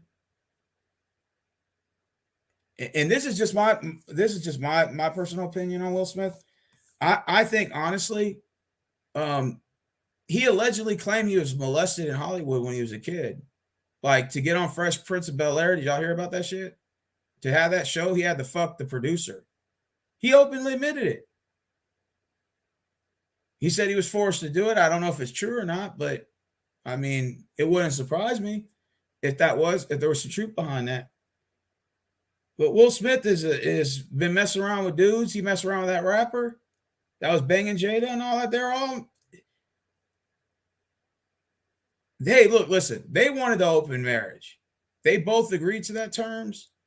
And then all of a sudden, when shit goes downhill later on in life, now Will Smith all of a sudden has regrets and he's trying to throw Jada under bus, call her whore. I'm like, okay, but you were cool with it though. And you were doing it like both of y'all was cool with it. So what's the big deal? Like y'all were both fucking around with guys and girls. Y'all both had an open, non-traditional marriage. Y'all both openly talked about it, admitted it, and said, this isn't a traditional marriage like the way it's supposed to be. We agreed that we were going to fuck other people. And now all of a sudden you're like 50 and you regret it. It's like, well, my dude, you can't erase time. That emotional train wreck was Will Smith is an emotional train wreck, man. And then he comes out with a Netflix series talking about now you get to see the real me in it. He shows like he had gained a lot of weight or something. And the dude obviously has lost his mind. Just like Kanye West. Kanye West is another one. Another fucking weirdo. But the only thing about Kanye West is, in my opinion, about him, Rick, Kanye West lost his mind after his mom died. When his mom died, the screws started popping out. And he's never the same. Then he got on the drugs. He goes into TMZ acting like a fucking maniac. And he's like, I'm prescribed to 8 different medications, god damn it. Probably is. And he got hooked on that shit. So unfortunately, Kanye West got hooked onto his drugs. He got hooked on the drugs, man. And it downward spiral from that. Now he's all stalking Kim Kardashian and shit. Weird motherfucker. He even bought a house right next to her. Now talk about some creepy stalker shit there. That's creepy right there. I never seen anything creepy like that. Buying a house right next to Kim just so you could stalk her. Oh, you need to buy a house to do all that. You can sit in your car with binoculars and save the money. Now that's weird. And to be honest with you, Kim Kardashian ain't even all that anyway to be following like that. Bitch is 40 years old, past her fucking prime. Now she's still got a cup. She's still slightly attractive, but she's not as attractive as she was when she was 28, 29, 30. Like she's not. It's not a big deal. Kim Kardashian, her time is gone, and the only reason why she stays relevant is because she keeps saying stupid shit on the news. You know. So she'll say something, and then people will go and click on and then go and, you know, that's the only time the Kardashians really even get any notoriety is by saying something really fucking stupid or ridiculous or controversial. You know, maybe 10 years ago they can get away with being all like, you know, good looking and stuff, but Father Time catches up with everybody and no one's exempt. You see this pretty face? It'll be gone in 5-10 years. I know that. And when that happens, cool. But some people, they think they're going to be beautiful forever. And it's just not going to happen. One day you're going to lose your looks, man. It's going to happen. And when it happens, you know, it is what it is. There'll be a new fucking slate of people that are young and dumb talking shit. My time was up. Somebody else's time is now. John Cena reference. Just reversed a couple words. You know. So I tell these girls all the time, talk your shit now when you're all hot and fine. But, and you can get away with it when you're good looking and young. You start to get older and you're not fine anymore. You might still have some looks. Some of them do. You could prolong it. But for most people, when they get older, they let out. They get a couple wrinkles, get a couple gray hairs. It happens. It's just a matter of time. And when it happens, it happens. You're not going to stay young and beautiful forever. That time will come to an end. And it was okay. It's not a big deal to me.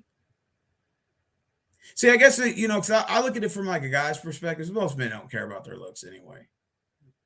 Most men usually don't. So I just like, fuck it. When it happens, it happens. I ain't got nothing to lose. As long as I'm alive and happy and still breathing, I'm good.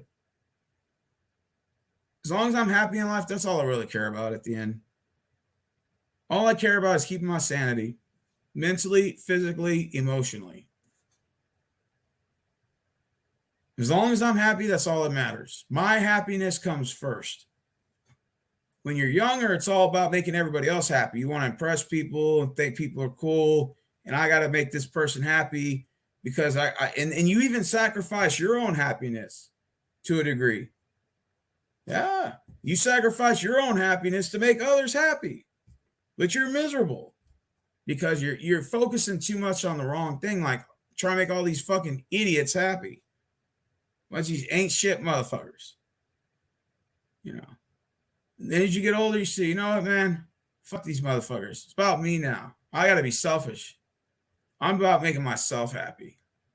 Fuck your happiness. I just want to know my happy. You know,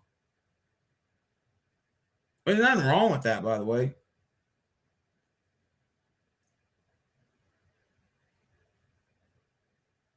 Rick said that super facts. He said Rick said when I was married in my previous marriage, I was all about making my wife happy. I was miserable. Yeah, it can get like that. You're stupid. You're trying to impress your dumbass friends and stuff. You know, or whoever you're with or you're dating or whatever, and you lose sight of yourself. Sometimes it takes to be single and by yourself to like kind of regain all that focusness. That's why a lot of people say, well, you haven't dated in so long, you haven't done it. So I'm like, well, there's a reason why, because I can hit the reset button and just reset my mind. Maybe I had to take myself out of it, out of the element, and just focus on my happiness, focus on things I enjoy doing in life. And if I find somebody, so be it. And if I don't, hey, no harm, no foul. Facts.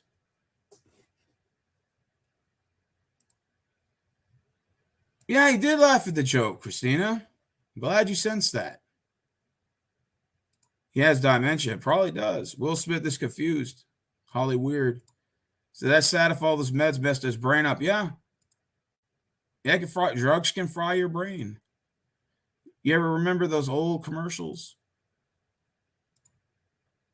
The old commercials that don't do drugs?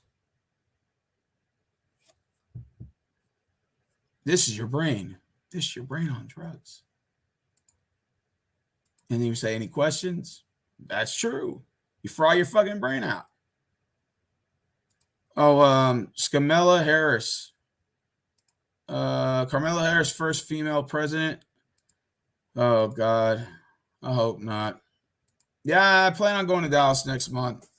I want to treat my back first, and then when I'm ready, I was supposed to go this weekend until my back went out.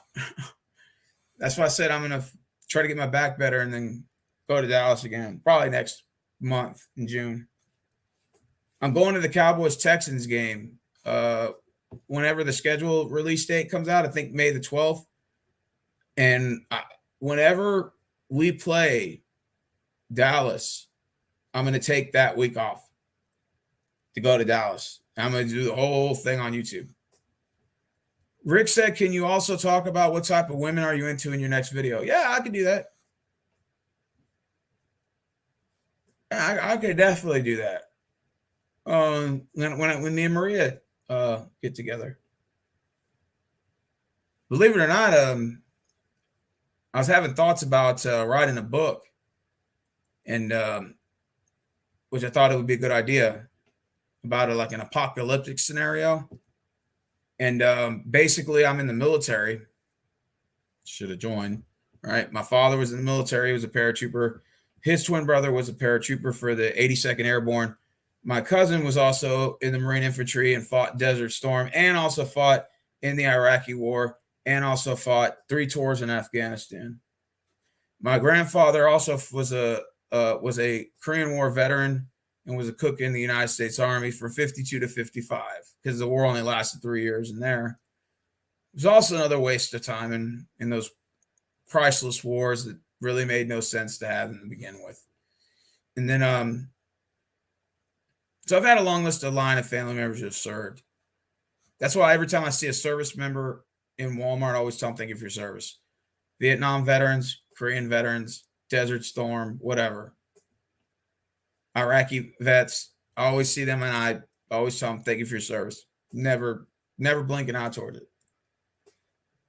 Anyways, yeah, I was thinking about writing a book, an apocalyptic scenario. I have a ghostwriter that can actually turn it into a book and into a movie script for $150, which is a pretty good deal. And, write a book. Probably take me about a year, maybe a year and a half to get it done, to complete it. But I thought about writing a book about, sort of like a Night of Living Dead shit, but with aliens. And basically, I sort of have an idea of the story. Basically, I'm in like the head of like a military operation / NASA operation, and we're supposed to fly to the moon and retrieve some sort of information in regards to extraterrestrial life. And we travel to space or whatever and have like a little story going on there with some characters and stuff. There'll probably be like, I'm thinking maybe 7, 8 astronauts in the military, probably about 10, 12 guys making a nice long, journey. Put that together. And then from there, we encounter terrestrial life, extraterrestrial aliens, and battles and stuff like that. So I thought that would be pretty cool to put something like that together, and I thought that would be a good idea to write a book like that.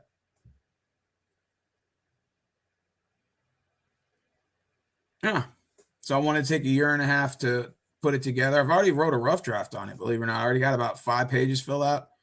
So like I said, I got to, still work on it, obviously, but the ghostwriter will actually take and edit it, take some stuff out, add some stuff in, leave the rest, and then turn it into a movie, make like a final draft. And he could turn it into a movie script and turn it into a book. So he can do two things. And I thought that would be a really good idea to put together a book, man. Just something new, like just something out of ordinary. Christina said she remembers those commercials. God damn it. Christina, I love that fucking cat you got there. Yeah. I love that kitty. And I think you still love that cat too, because you have that cat on your avatar. And I you love that cat. The other thing I like about animals, especially when it comes to cats and dogs. See, unlike humans who are natural backstabbers, because that's in our nature to do so, cats and dogs are loyal as fuck. You know, they are. Cats and dogs are loyal. You can pet them, they'll lay right next to you. And, you know, like if you're crying or you're in a bad mood, the cat will come lay up next to you. They sense that shit. And it's just like when you're in a down place in life or stress or you're angry, you always have your cat or dog that lays right next to you. You just pet your cat, pet your dog, and it's just, it makes you feel so much better. It does. You know, for those of you who love animals, you know,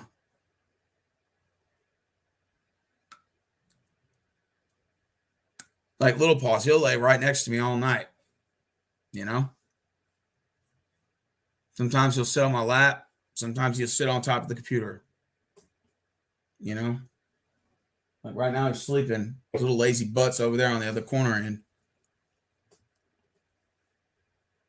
sweet cat too, man. He'll sit right on top of your chest, lay right on you all night. And sometimes that gets annoying. So then you're like, okay, you got to go back in your corner, sleep in your corner. And you like to pet the cat and everything, man. Cats are loyal, man. They never turn their backs on you. Even if sometimes you're mad or in an angry mood or yell at them, they'll listen to you and stuff, but they will always be loyal to you. They're always there for you. That's a good thing about having an animal, man. And that's a good stress reliever too. You know, they're good emotional support cats. Oh, yeah. And that's what's good about having an animal, man. You know, because humans, it's just a matter of time before somebody stabs you in the back with a knife. It happens. You know, that's what's expected. But animals don't do that. They never resort to those tactics. It's so cool when they want to be next to you. Yes, they lay right next to you and they go, oh, and you just sit there, pet the cat, and it's so cute. You know? And they do that. And the worst thing about having an animal, the worst thing about an animal is have to put them down when that time comes. And it's sort of like one of those things where it sucks, man. And like you never get used to it. Never. You never get used to putting your animal down because you know when that time comes, you're like, fuck, man. And you have to put it down. And you're like, God damn it, this sucks. So then you get a new cat and you kind of start all over again. Like this cat right here is 13 years old. He just turned 13 last month. Still in good shape. Excellent shape. Nothing really wrong with him. And if we're lucky, well, my other cat lived to be 19, almost 20. Well, it was 92 when little girl was there. She died in 2011. So, okay, 19 years. So this cat's 13. So maybe if we're lucky, it's 5 years, maybe 5-6 years. And if they live that long, you really don't feel that bad when they do die because you knew that they lived a long life. It was just old age. Their liver gives out, they grow tumors, all these health problems start to occur when they get that old. And then you're just like, you realize you're like, damn, I could keep the cat alive, but it's going to suffer. So why not just put it down? You know what I mean? So you have no choice. My other cat had seizures. She would get seizures all the fucking time, man. Uncontrollable. And she had tumors in her stomach. She wasn't eating anymore. She was suffering, man. But she was 19 years old. So you're like, I could not put her to sleep and let her live maybe another, maybe year if that, she would be suffering. So that, and what would be the purpose? That sounds selfish on my end. The cat's not even eating anyway. So you're just like, you know what, man, fuck it. Said to put it down. It's quick pain and it's quick and easy. She was already emaciated, lost a lot of weight. She wasn't eating, had cancer tumors all in her body. Her equilibrium was off. She couldn't it was just old age. She was 19 years old and she was just breaking down. Her liver was already giving out. It was over.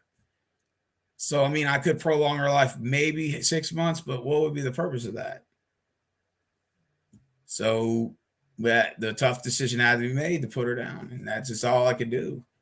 Now, yeah, still to this day, I still think about that cat 11 years later. But the good news is that at least she got to live a long ass life. So she got to experience to live as long as possible. That's like, well, this cat's 13. So you'll probably live maybe 5 more. If I'm lucky, 5, maybe 3 to 5. And that's cool. Like, he got to live a long life and, he got to have food and water and got all the shots and everything. And when that time is up, the time's up. It'd be different if you only had your cat for 6 months and it died of like AIDS or feline AIDS or, got ran over or something. You're like, fuck, man, you really feel bad. But this cat got to live a long life. For a cat, that's long. 18, 19, 20 years is long for a cat. Even though technically the oldest living cat's like 30 something in China. They got like a 30-something-year-old cat. I saw on the news the other day, like 31, 32. I'm like, God damn, I wonder what kind of diet it was on. Because if you can get your cat to live that long, I would like to know the diet for that cat. That way I can try to, to prolong it that long. That's a long time. Parrots, they live a long time too. We got Poncho Quaker Bird. He can live up to 25 years old. He's only 5 right now. Another 20 years of taking care of a parrot with a mind of a child for 20 more years. And those big Amazon parrots y'all see in South America, those motherfuckers live to 150, 200 years old. And you have to pass generations down to them damn birds. They stay alive for a long ass time. Tortoises, 500 years, 600 years, tortoises. There was a tortoise that died here in the United States. And the tortoise that died was on the Mayflower. That's how long it was around. When the first fucking settlers came here on the Mayflower and shit, that fucking tortoise was on that boat and was alive ever since. Never died. And it died recently in I don't remember what zoo it was, but he had liver failure problems. Like his liver gave out and died. But that tortoise came on the Mayflower and has been around since the Mayflower. Now you're talking about 1600 AD. And that fucker was been around for 400 something fucking years. That tortoise. And tortoises can live 500-600 years easily. Trees can live up to 1,000 years, couple thousand years. A tree. Some of them live up to thousands of years. So they see everything. Yeah. Technically you can't talk to them. They can't move. But yeah, tortoises can live up to 500 years, 600 years. A tortoise can. Those real big giant turtles y'all see that come out of the sea, them motherfuckers can live 500-600 years. Easily. And like I said, those South American parrots, they can live up to 200 years. And some of those parrots got to be passed down. So if, like, let's say you're 80 years old, you can't take care of the parrot anymore. You just give the fucking parrot to your kid. Then your kid takes care of the parrot, and then your kid's got to pass it down. So it's got to be passed down because that parrot is outliving all these generations of people. So if a parrot can live up to 200 years old, that means theoretically you got to pass it down about 5 or 6 times, so it can still live its full life span. Oh yeah. Sharks can live up to a long time too. That motherfucker's got a long ass lifespan, like 700-800 years. And motherfuckers swimming around in the water. I wish humans were like that. I don't know why we can't live that long. Oh, look, I got another scammer trying to add me on Facebook. See, that's when you know it's too good to be true. When bitches like this try to add you on Facebook. You know goddamn well this bitch ain't trying to add me. That's a scammer. Now let me hit my block button real quick. Block. Dudes be falling for this shit too. For the love romance online scams. And they know goddamn well common sense ain't no woman sitting there adding you on Facebook like that. That's gotta be common sense. You know that damn thing's a scammer. And dudes will still add that profile. Are you tripping?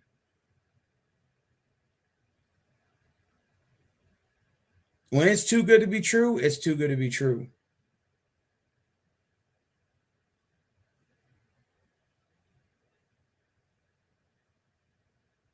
So I'm gonna put oldest living animal. Wait, let me see. That way I want to make sure. I think it's the tortoise. Let me see. I'm gonna Google it. Okay, the Greenland shark. Living in the cold Atlantic waters of Greenland, Iceland, and the Arctic, the Greenland sharks are often described as dinosaurs on Earth. Greenland sharks recently broke a record. Scientists discovered a 500-year-old female Greenland shark and set a new record for the oldest living vertebrate.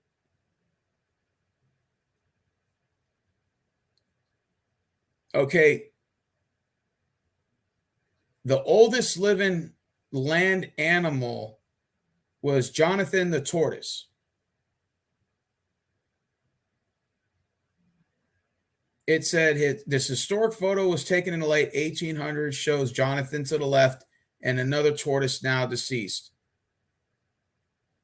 So Jonathan the tortoise has been around since the Civil War. He got to see the Civil War, the formation of the Texas Republic, and he got to see the fucking Rockefellers and the railroads and everything, man. The 1900s, he lived through World War I and World War II and the Vietnam War and Desert Storm, all that. He's been around for over 290 years.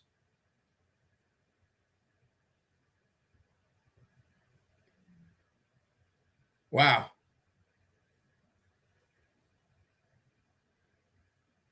Yeah, it says the large turtles, a tortoise, can live up to 400 to 500 years old.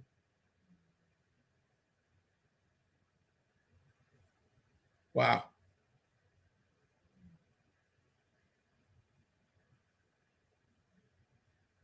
The lifespan of a dog is 10 to 13 years. Now check this out. What animal has the most brains? This may surprise you. A leech. A leech. The long jelly things that stick on you and suck blood out. A leech has 32 brains. A leech internal structure is segregated into 32 separate segments, and each of these segments has its own brain. A leech is an annelid. I don't know what the fuck that is.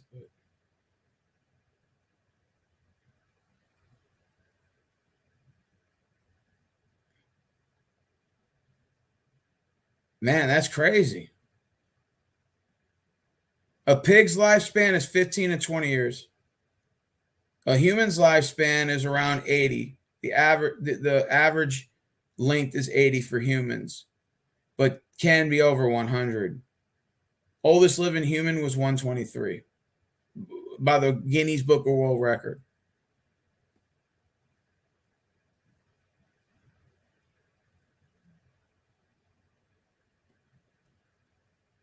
What animal has no brain?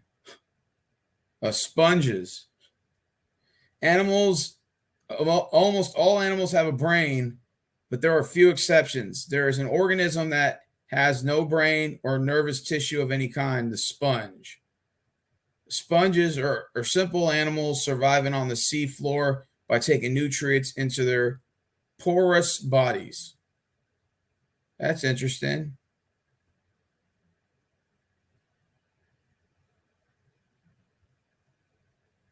Let's see how long monkeys live. A Guinea baboon can live up to 35 to 45 years. That's the oldest living monkeys. It's pretty cool to learn stuff like this.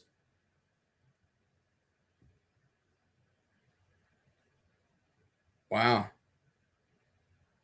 I mean, it's pretty cool just to what animal has the biggest brain? The sperm whale has the biggest brain of any animal species, weighing up to 20 pounds, 7 to 9 kilograms. Larger brains don't necessarily make a smarter mammal, but as mammals evolve, many groups, the primates to the carnivora, have shown independent increases in brain size. Hey, check this out. What animals love humans the most? Now, this is interesting. Here goes. Dogs is number one. Number two is cats. Self-explanatory. Number three is chickens. Number four is pigs. Number five, horses. Number six, rabbits. Okay, now this is a weird one. Number seven is rats. I never thought of that one. And number eight is parrots. Interesting. I would have never thought that rats liked us.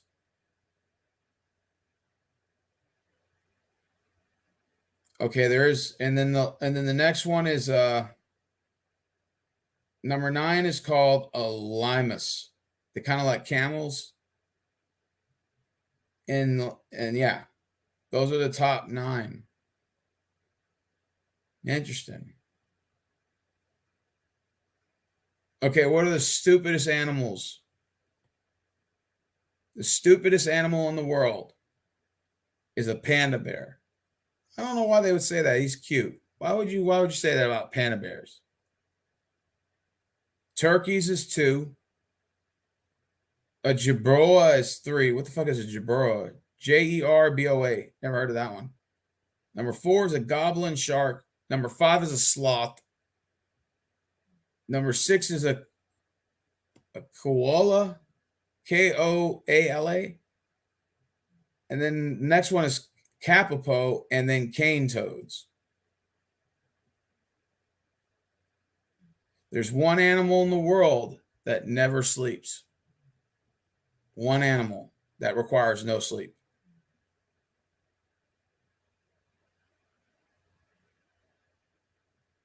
Bullfrogs. The only known living animal on Earth that requires no sleep. No rest for the bullfrog. The bullfrog was chosen as an animal that doesn't sleep because when tested for responsiveness by being shocked, it had the same reaction, rather awake or resting.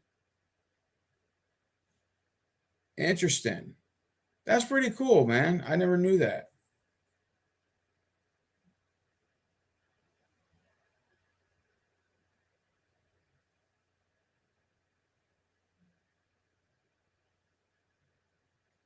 And there's one animal on Earth that never dies. Let me repeat that. There's one animal on Earth that never dies. Sounds crazy, doesn't it? Because you would think that we all have a lifespan. Eventually, we're all going to die. But there's one animal that never dies. Okay, here's the answer. The answer to that is the jellyfish. The immortal jellyfish. It's the only species that has been called biologically immortal. The jellyfish, these small transparent animals hang out in the oceans around the world and can turn back time by reverting to an earlier stage of their life cycle. They're like the fountain of youth. Wow.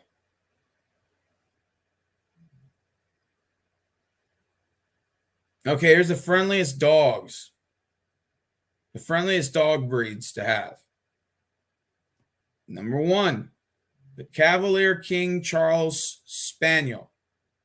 Number 2, Golden Retriever. Number 3, the Havanis. I never heard of that one. Number 4, which is one dog I have, Labrador Retriever. We have a Labrador. And number 5, a Newfoundland. Number 6, a Poodle. Number 7, a Pug. And number 8, a Shih Tzu. And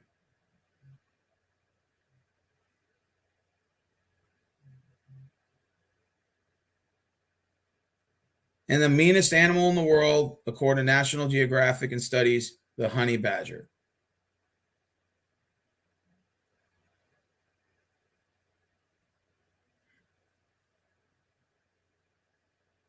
Okay, that's pretty cool.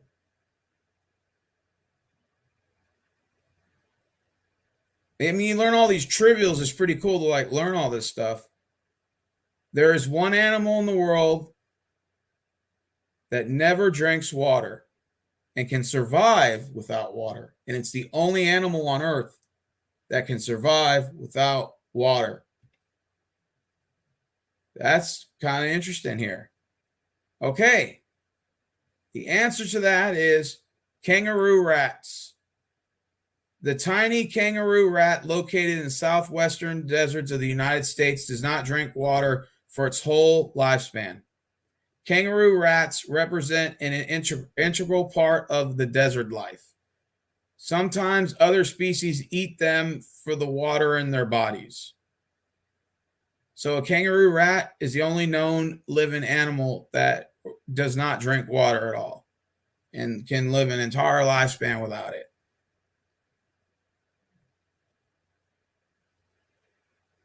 Now check this out. Here's one you guys are going to like. Which animal can sleep for 3 years? One animal has the ability to sleep for 3 years, known as snails. Snails need moisture to survive, so if the weather is not cooperating, they can actually sleep up to 3 years.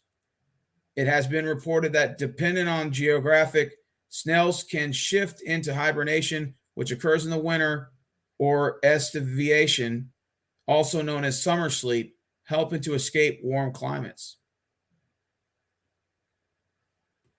This is interesting, man.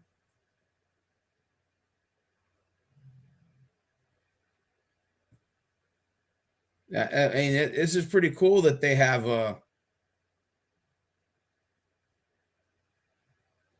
most popular animal in the world are cats.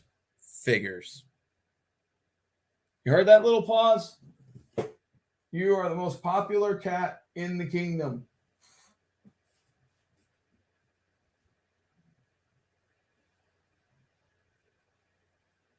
I mean, it's pretty cool to learn all this stuff about animal life. I would have never known that jellyfish can actually alter their life cycle. So if jellyfish was to age, they can actually revert back to their adolescent stage, to when they first were born. Isn't that crazy how they can reverse their lifespan? That's amazing.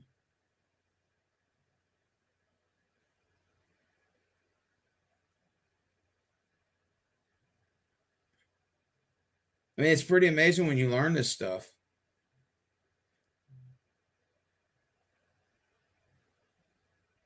Okay, here's the most intelligent animal in the world. This is interesting. What is the smartest animal in the world? And this is according to National Geographic. Chimpanzees. Reckoned to be the most intelligent animal on the planet, chimps can manipulate the environment and their surroundings to help themselves and their community. They can work out how to use things as tools to get things done faster, and they have outsmarted people in many times.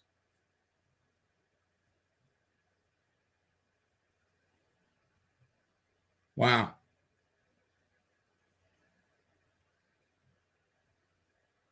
And the shortest lifespan for any known animal in the world is ephemeral mayflies.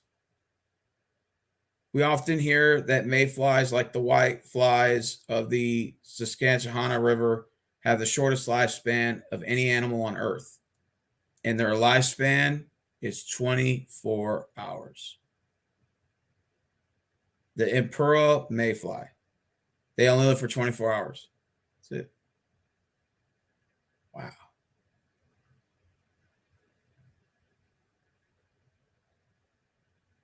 This is pretty cool stuff.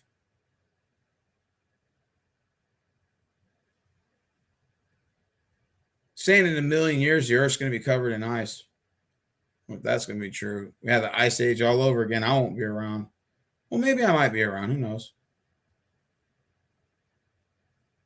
I mean, this is really cool, man. You get to learn about animal life in here. It's amazing what Google can do for you.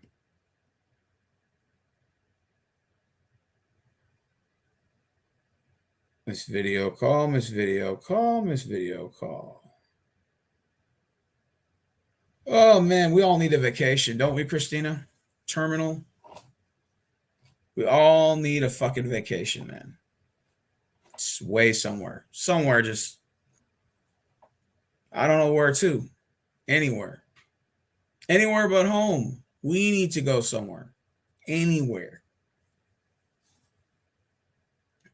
I wonder if Indiana's a fun place to visit. I've never been to Indiana.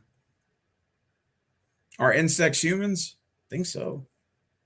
Mosquitoes love to sting us. To Mars, I would love that.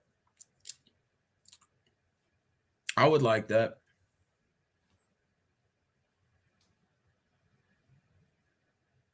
Oh, I forgot election time's coming up. No.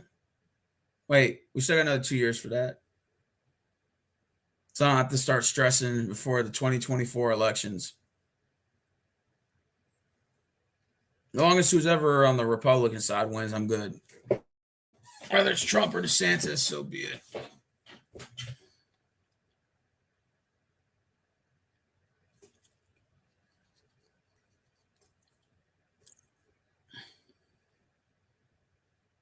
I don't know about you guys, but doesn't it seem like this pandemic made us kind of like all like Walking Dead? Like you go to all these places out here, gas station, you fucking hotels or doctors or grocery stores, whatever. And everybody just looks like The Walking Dead, man. Isn't that just crazy? It just seems like everybody's just depressed, sad, stressed, hates their life, hates their job. I've never seen people so openly about it. Like this whole mandate really threw people in a fucking psychotic spiral. Our crime rates going up, homeless rates going up, inflation, taxes are going up. It's just I mean, it's like on one hand, I'm excited about the 2024 election because Biden's not going to win again. But I'm wondering, even if Trump does win, will it matter?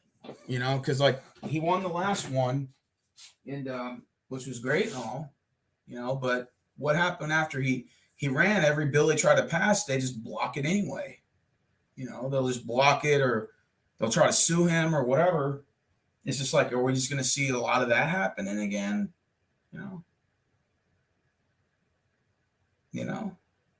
So it's like you want Trump to win. I want Trump to win. And, but it's just, is it really going to matter if he wins? Like, I mean, I'll be happy, but it's just, what are we going to see more of? It's just going to see more of like, he'll try to pass a bill, they'll block it. He'll try to do something, they'll block it.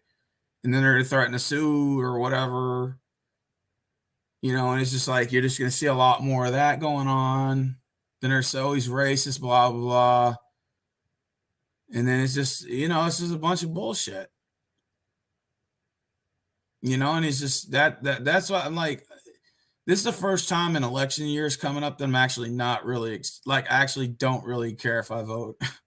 To be honest with you, like I'll go and vote all red and all Republican, and I'll vote for Trump to or whatever, and then just whatever happens happens.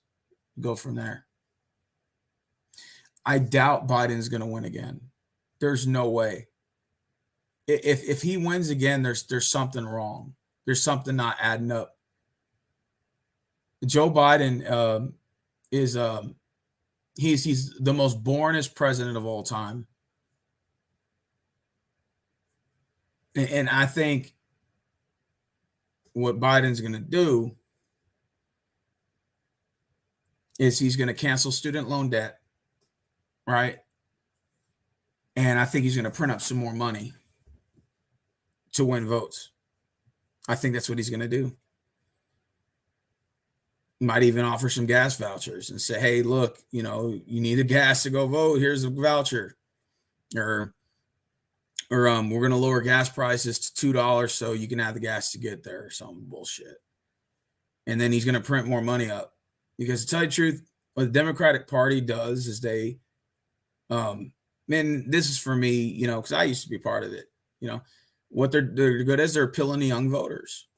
That's how they work. Because that's how they market themselves, is to young voters. Because young voters tend to think more emotional. You're confused. You don't know where you're going in life. You don't have a career path. You don't, some people may have kids, some don't. Even though I think Gen Z probably is the first generation that actually is not having as many kids as the previous ones. And a lot of that has to do with economical and all that, the internet and all this stuff. So a lot of that has to do with that. You know what I'm saying? But I think what's going to happen is they're going to cater to like the young voters and say, well, the reason why you can't like get a job is because, these people are keeping you down, or the system. And if you vote for us, I'll open up more opportunities for you. And I think that's really what they're going to do. Like in the next election is Biden administration is going to try to appeal to the next up and coming voters, because all the young voters are mainly going to vote left. You know what I'm saying? That's what tends to happen.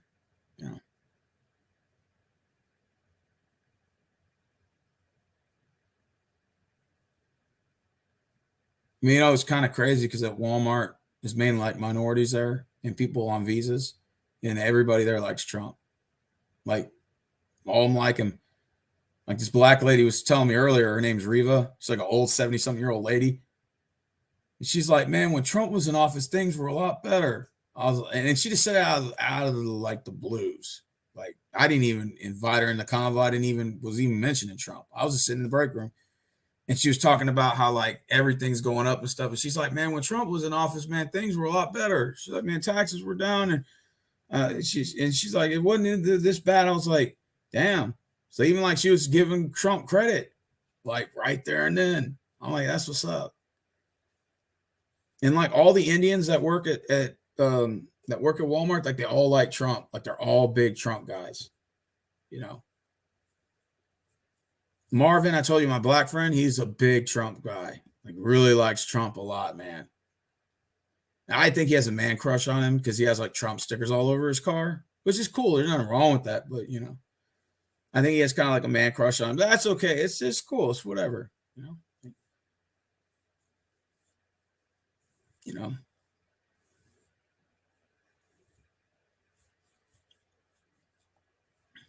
But everybody at Walmart was like, yeah, we want Trump back in office. And politics aside, like, I just wonder if it's really going to matter if he wins. But I still think they're going to like try to fuck with him while he's in office, try to block all his bills and stuff. That way he doesn't win. That way he can't pass anything. That's what they did the last time. Couldn't build a wall, which really the wall's really irrelevant anyway. He couldn't like pass anything, because they would just block it,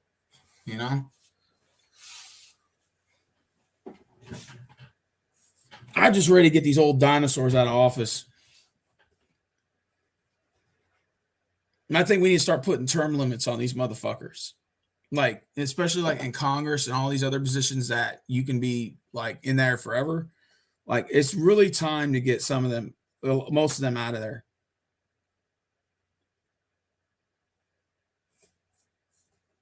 Biden is a way to sneak Scamella in. You could take that to your nearest bank. Oh man. So you think Kamala's going to win? I hope not. That may even be worse than Biden.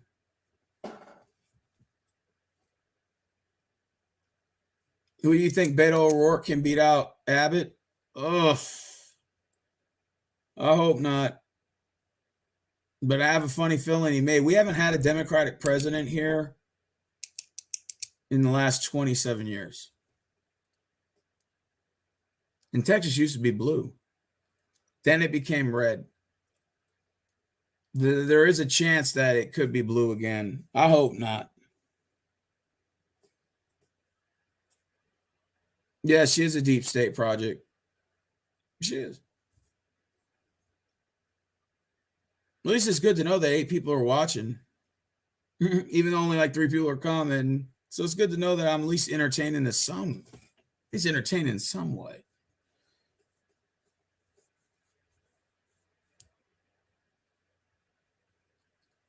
Oh man, I'll tell you what, man, we all need a vacation. I don't know where to. If you guys could vacation anywhere, where would you go? Just pick a place, any place around the world. I don't care. Like me personally, if I could pick my vacation destination, now I know everybody's picking like Latin America because that seems to be like the hot topic on YouTube. Everyone's saying like Latin America's the place to go. And look, I'm not saying that it doesn't have its advantages of going there, but I want to go to places that people aren't going to. You know, because everybody says the same thing, like go to Colombia, or you're gonna go to, Dominican Republic or Costa Rica, whatever. Which I'm about to say those aren't good places to go. I'm not saying I would never want to visit it, but to me personally, like I kind of want to go like somewhere I've never like that no one's going to. Like I would say like the what do they call them? It's those little mini islands that are off the coast of Argentina. I can't remember the names of them. They're really tiny islands. Something like that. Or like maybe Hawaii would be a destination that I'd always want to go to. Seems like a beautiful place.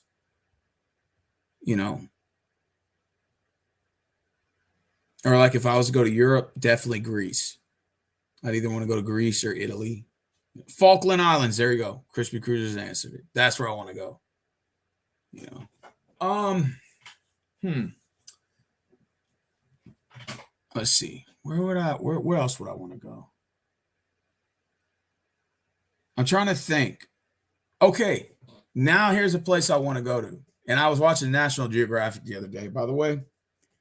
I know you guys ever heard of this place? It's called Sri Lanka. And I'm trying to see how to spell it. I think it's like SRI Lanka, like LANKA. And it's like literally right off the coast of India. It's a little tiny island. Beautiful. Beautiful beaches. Beautiful. You can see through crystal like water and a lot of places to go. But the only bad thing about that country is you have to have permission to go there. And they only allow visitors during certain times of the year. You have to have special permission by the government too. So, and they do allow visitors, but it's a small window. I think it's like a 60-day window. And I was watching National Geographic. They were talking about that. But I always was fascinated about going to Sri Lanka. So you say Iceland?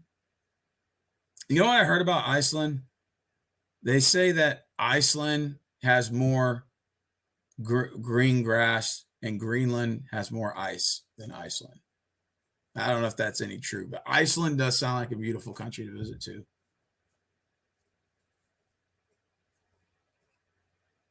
See, I want to go to places that people aren't just rushing to go to.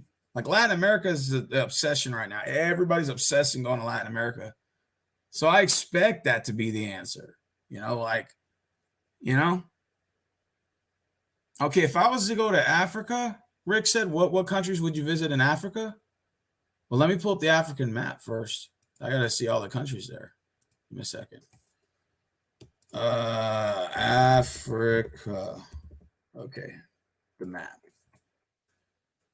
Yeah, because I don't know how many countries are in Africa anyway. Holy shit, Rick, you're asking me a trivial question, bro. I don't know how many countries are in Africa. How many countries are in Africa? Holy shit. Is it more than the United States?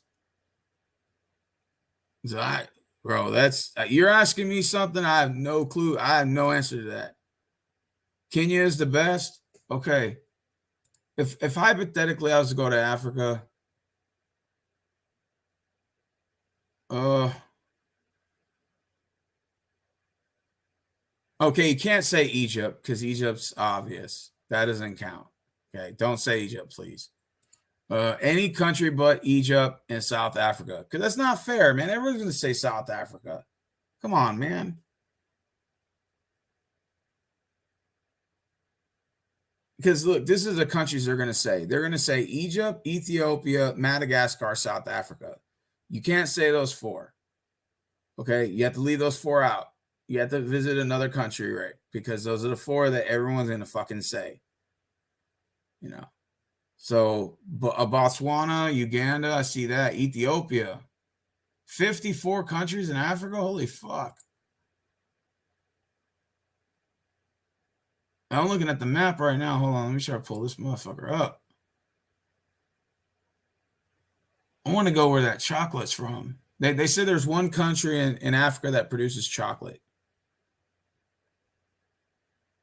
Nah, Christina, you cannot say South Africa. You cannot say Madagascar because of the cartoon. You can't say Ethiopia because that's famous. Everybody says fucking Ethiopia. And you can't say Egypt. It has to be something else. But there's a country that develops chocolate in Africa. I can't think of the fucking country. It's one of those small ones. It's the tip of my tongue, but allegedly United States gets like 80% of its cocoa from it. That's how you get like your chocolates from. And it's the world's most producing chocolate in the world from this one country in Africa. It's at the top of my tongue. I just can't think of it. It's one of those little mini countries that's there. There's so fucking many of them. Is it Ghana? Oh shit. I mean, there's tons of countries, Rick, that get them, but this country produces 80% of the world's chocolate. I have to look on the map. No, it's not Congo Republic. It's not Sierra Leone, no. Senegal, no. Liberia, no. Not Cote d'Ivoire. Shit. It may not be one of them small ones. Is it Africa? It says I think if I'm correct, it's called the Ivory Coast. I think that's the country, but I don't see it on the map here. If I can find it, I'll try to find it. I see Gambia. Uh, is the Ivory Coast on here? I don't even see that motherfucker. Is it even still a country? I don't see it. Then they got a country called to go. Like you know how you order your food to go. They got one. Well, I know it's not pronounced to go. It's called like Togo, but they got They got a country that sounds like to go. It's pretty cool. You know, I don't mean to sound racist, but they got a country named Niger. I mean, I know it's not pronounced. It's pronounced Niger, but it can be pronounced the opposite. I'm not gonna lie. I used to say it the wrong way too. But it's got the N word as one of the countries. But it's pronounced Niger, not the other one. It's Niger. But I always thought it was kind of funny. Okay.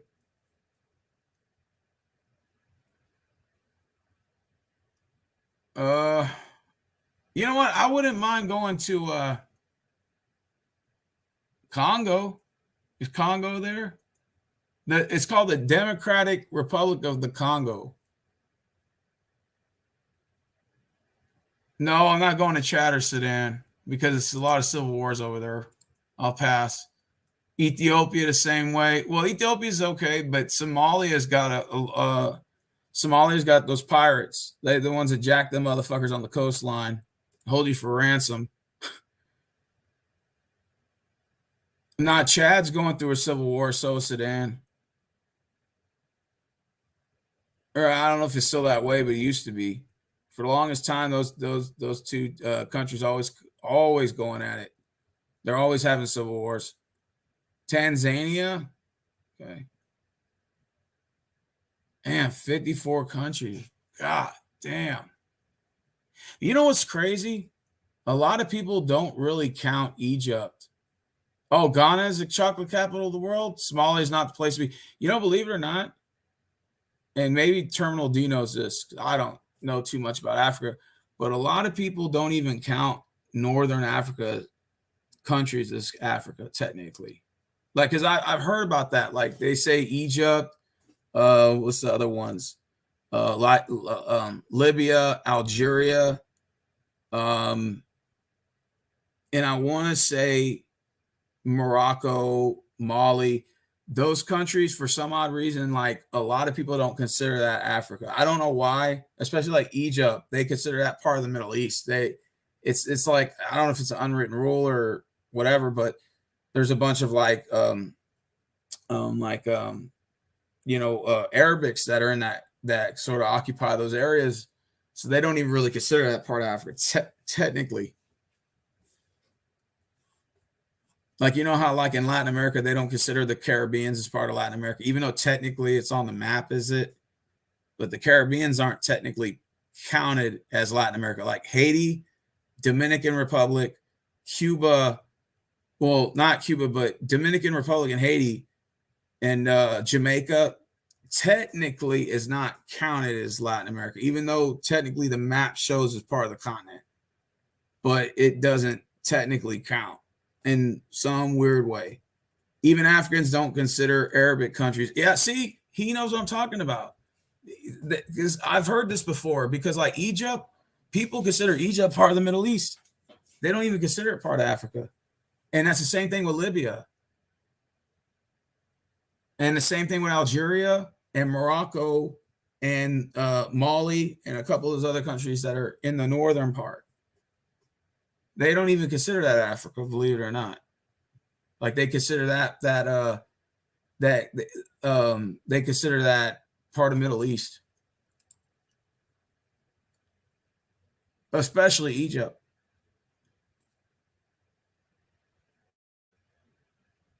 Madagascar seems like a pretty cool place to visit. Yeah, you've ever been to a Madagascar terminal?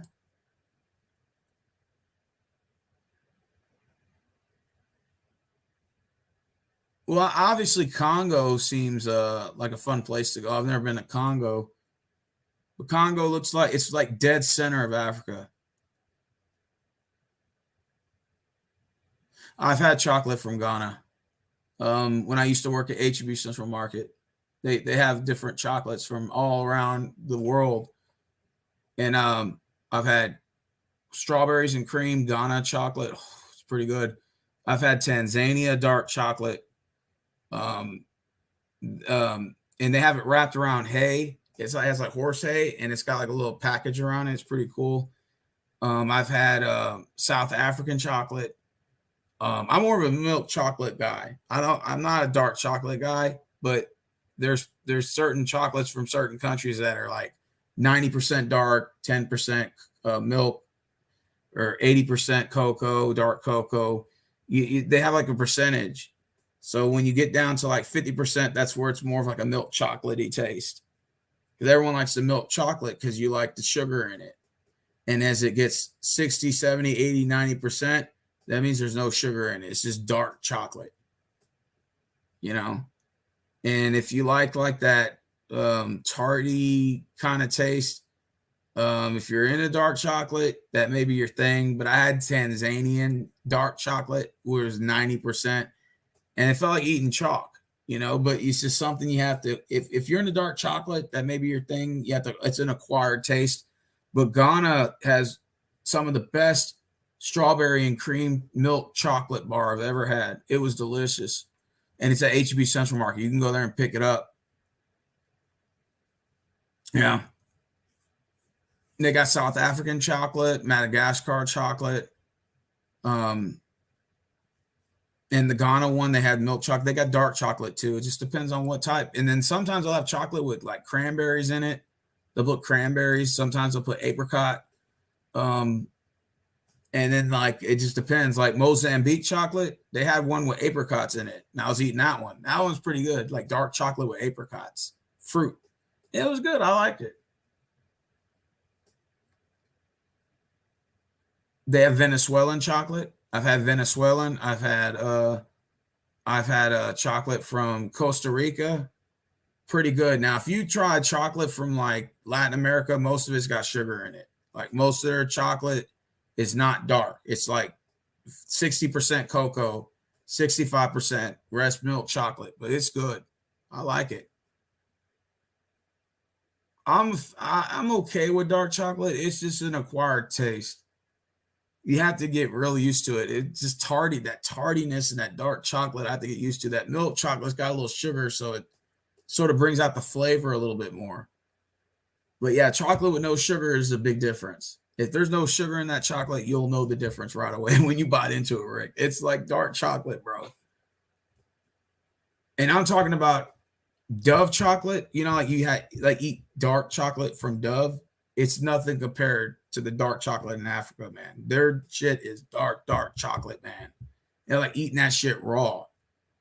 You know, you have to have a taste for dark chocolate. You have to have an acquired taste because it's not just if you're looking for taste, it's your acquired taste. It's not something you're just gonna be like, oh man, I can't wait to have one of those. You know what's crazy in Mozambique? I was reading about it the other day. They were saying that you can borrow $250 trillion from the bank in Mozambique, and it only costs you 75 cents to borrow it, like 75 US cents. That's the result of inflation. When the dollar is not worth the money's not worth anything. Like 3 US quarters can get you $250 trillion in Mozambique to borrow the money, like from a bank. That's crazy.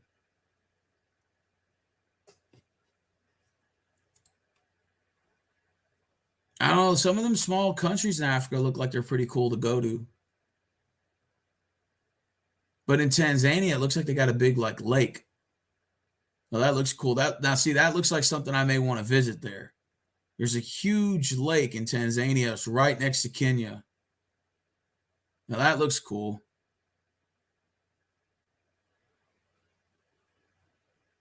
Oh yeah, Rick, I'll go to Syria. Sure, buddy. You go first.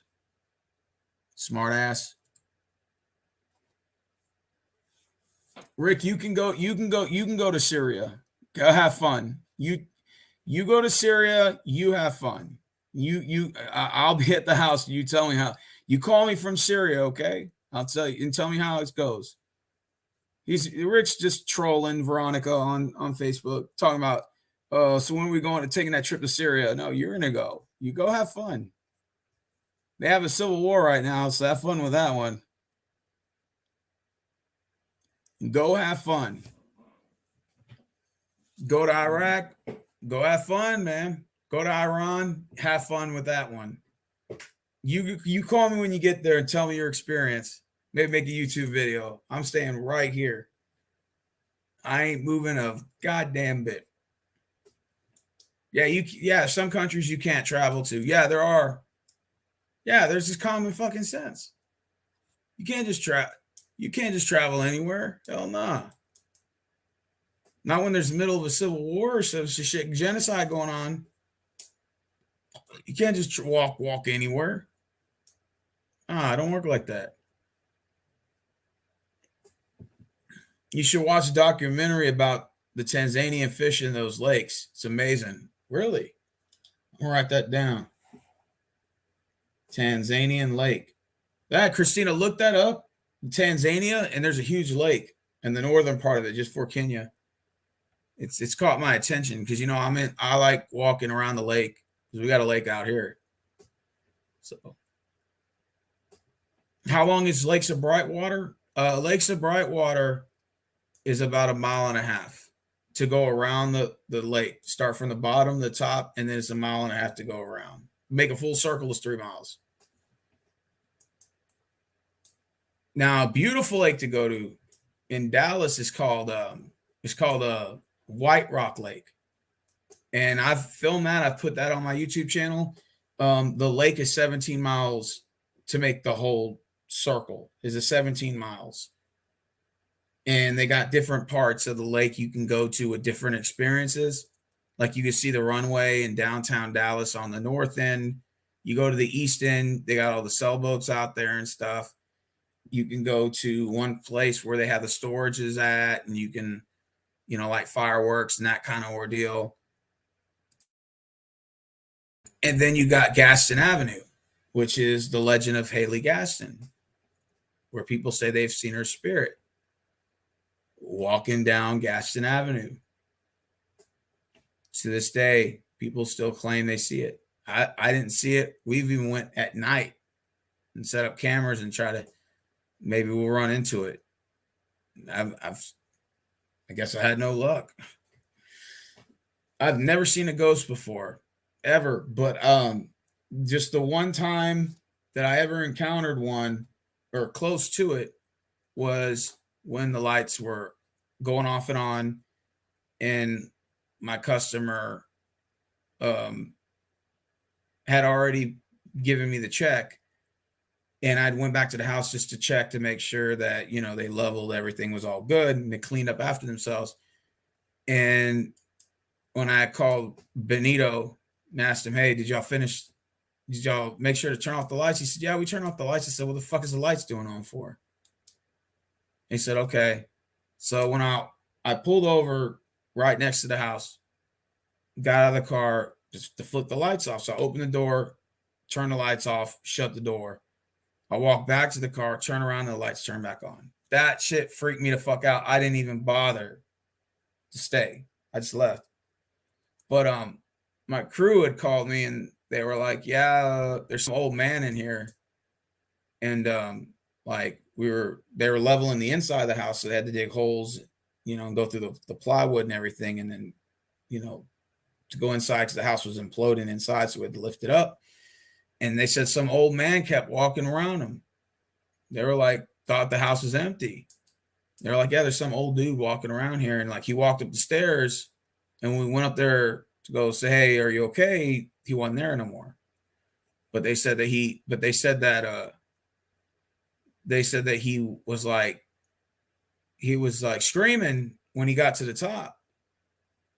I don't think my crew would make any of this up, but he was saying, "Get the fuck out, get the fuck out." And then he was banging the walls, like shaking the walls where they were working at. So they called me and said, "Hey man, I thought you said there was nobody in here." I said, "No, there ain't nobody in there." He said, "Man, there's some old man in here causing problems." I said, "What the hell?" So I had to call my customer and I say, "Is there?" So I forgot the lady's name was. I forgot what her name was, but I was talking to her and I had asked her, "Is there anybody else living in that house?" She said, "No." I said, "Because there's some old man in there, like causing problems." And she said, "Oh no, that's my dad, but don't even worry about it. He died years ago." I said, "What the fuck? He died years ago? Well, that motherfucker's walking around in there." She said, "Yeah, that's his spirit." She said it just nonchalantly. I've never seen it. I never saw him with my own eyes, but the crew saw him and it freaked them out. And they said when they saw him, they were inside the dining room and they were lifting it up. And when they turned around, he was standing right there at the end of the hallway. And he looked normal, a normal person, like body figure, no glow, nothing, a regular person. And when they turned, they seen him. And they didn't say anything. They just were like, "What the hell is this guy?" And then he just walked up the stairwell. And then he just said, "Get the fuck out." I said, "Get the fuck out." And then when they were like, they called me because they were like, what the fuck is this? Like they thought maybe he was kicking them off the property or something. Come to find out that fucker had already died.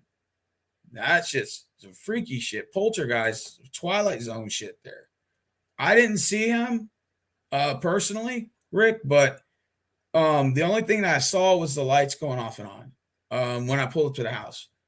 The lights were on. They said they turned it off. I went in there, turned the lights off. And when I went back in the car, the lights turned back on. I just said, okay, I'm going. So I had already got the check and left. So I feel bad because when they leveled that house, they were selling that house to a new couple. And I'll tell you what, they got a hell of awakening for them when they move into there because that motherfucker got that motherfucker in there and he ain't happy that anybody's living in that motherfucker. Now, he don't want nobody in that fucking house. And again, I thought my crew members were lying and like making up the story. They're like, nah, man, it's an old man. And this is what he was wearing and all that. And when I called her, she said, yeah, it's my father. He died like 15 years ago, but he still walks around and stuff.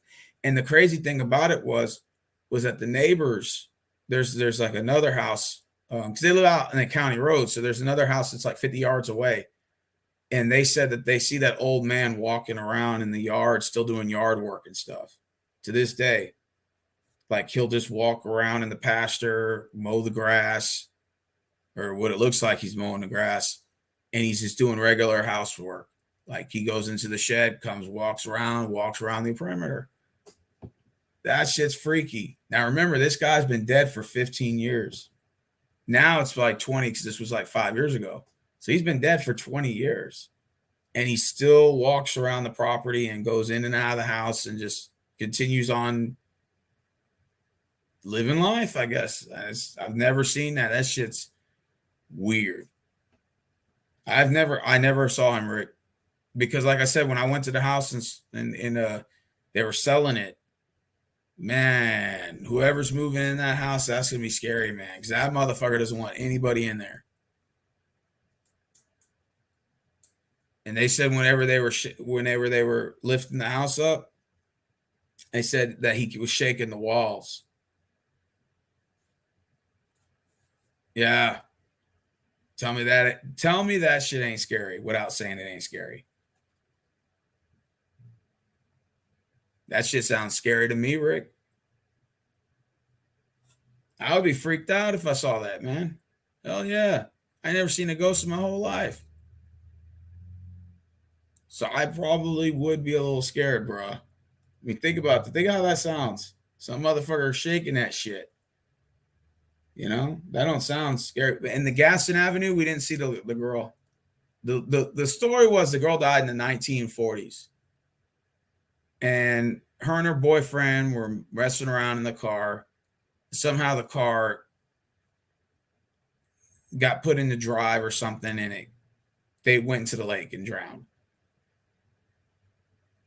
And the story is that she still to this day walks down Gaston Avenue asking for rides. That's the story. Now they did a seance. I think that's what they call it. From what I was told by one of the gatekeepers at the lake, was saying that they did a seance back in the 1980s. And apparently they were trying to do a seance to make her go back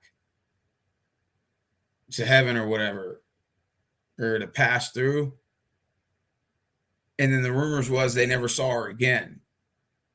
Now, 2016 comes around, the stories are now coming up again. She's walking down the walkways at night, asking for rides from random people, like hitchhiking. And then they saw sightings in 2019. So apparently the sales worked for a little bit, and then now she's back. And me and Travis, we try to wait. We waited on the road and waited for a couple of days. We didn't see anything. We didn't see nothing. But always kind of weird though. If I always thought I saw a ghost, how I would react. I think I'd be fucking scared.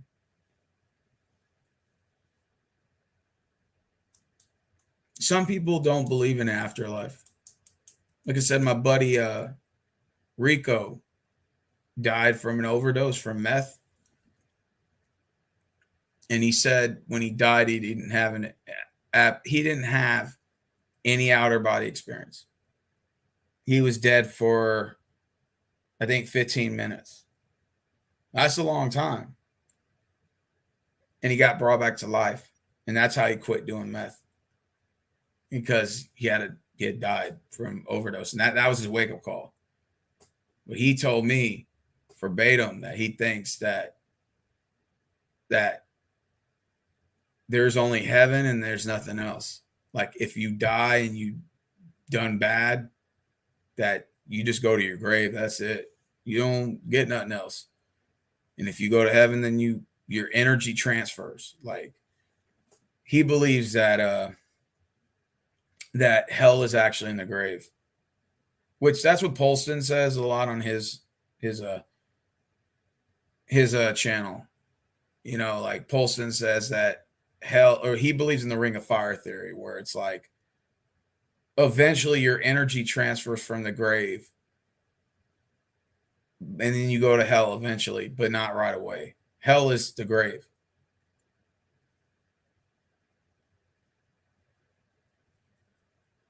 You know, people have different beliefs.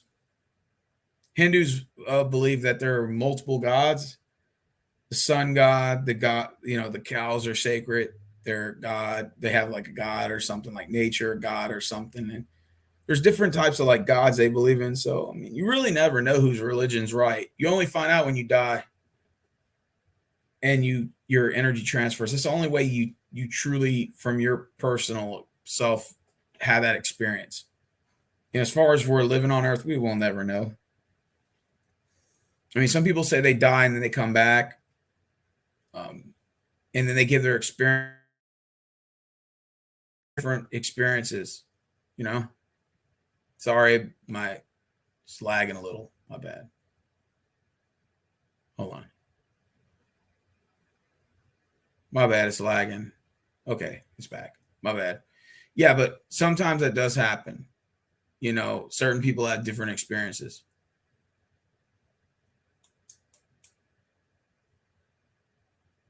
Like my homegirl died and claimed she went to heaven. That was what's her name, Aribel. She claimed she was dead. She had died. I think she was dead for 20 minutes, and saw her mother and her uncle. And her mother looked young, like in her 20s, and told her it wasn't your time, that you were too here early or something like that. You shouldn't be here. She said and she didn't want to come back. Like when she had died, she didn't want to come back to Earth. She wanted to stay. But they told her it was too early for her, wasn't her time. So they sent her back here. She ended up, and she was dead clinically for 20 minutes. Now, some people could have said, oh, that was just a dream. She was hallucinating, maybe. Could be brainwaves hallucination. Some people believe that. I don't know. But she claims that that's what happened.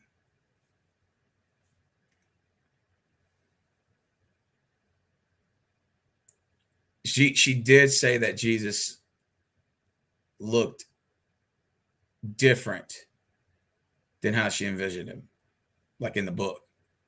You know, it shows some white dude with long hair. Like she said, he didn't look like that.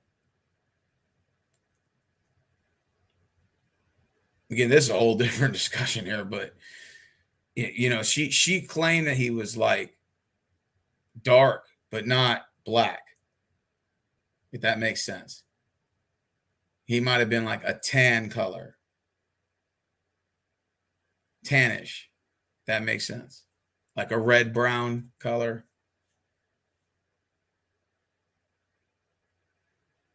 And and that's what she told me. But I mean, I guess we'll never know till when it's time to go there. You know?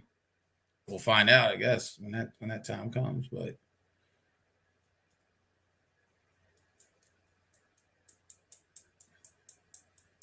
I always wonder to myself, what is the purpose of life? Like, seriously. Like, we're here for a short time. All right. Theoretically, we can live up to maybe 120 years. Let's say hypothetically, if you live out the full 120, which is very rare, but let's just say you make it to 80. That's a very short time, you know. You know what I mean? Like, that's a very short time to live. A lot of people think, oh man, dude, 100 years, that's a long time. Shit, no, it's not.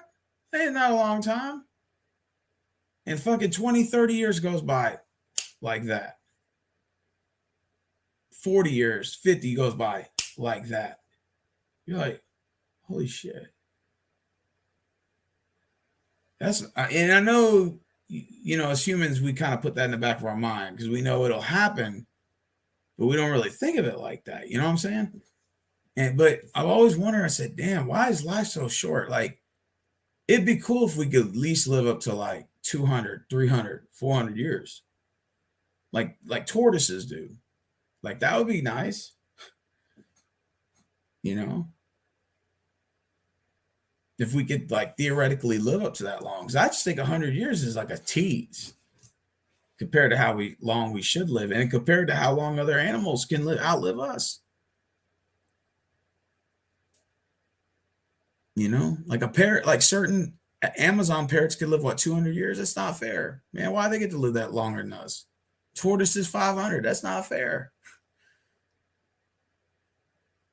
That would be like or that would be like 10 generations that tortoise lives through. Because I don't think everybody could live up to 100. Like some people may make it to 60, 70, 80. So you got to put like 2 generations for every 100 years, two people, 2 generations. So you got to figure that's 10 generations for that tortoise that gets to see 10 generations of people. And here we are just living a measly, freaking crappy 70 years. Maybe we'll find out, you know, later in life if there's a fountain of youth or something. Maybe we'll find it in 10 years. Who knows? I kept everybody up today. Time is just an illusion. You don't want Adolf Hitler living for 509 years. Yeah, that's true. Death is death. There's no coming back. That's like turning a hot dog back into a pig. True. Man made up God because man is afraid of death, is afraid of life going on without them. We're narcissistic and don't want to believe life goes on after us. There's no evidence that heaven or hell exists to think in there is afterlife. I mean, that is true. I mean, you do make two good points. I'm not saying you don't. There's some truth there. There's truth there. We really have no proof of that. The idea that we don't have any proof that our energy transfers anywhere else. Like there's no definitive proof. It's just stories that people have given based on their outer body experiences, and we can't even verify the validity of that, if it's even true. That is true. That is true. You're right. We can't really say if it's true, because if you die, then that's pretty much, you know, the only way you would know is if you were permanently dead, but you wouldn't be here to tell us. So then we never really know. It's just a mystery, you know.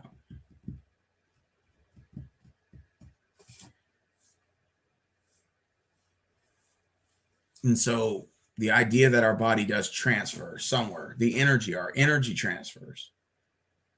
That's where people have. So Crispy, you just believe when we die, we just die. That's it, right? Yeah, everyone enjoy life. No, I enjoy it. I'm not even tripping. It is what it is. When my time comes, my time comes. Why even cry about it? You know, it is what it is. What happens, happens. As long as I'm happy, that's all I care about. You know?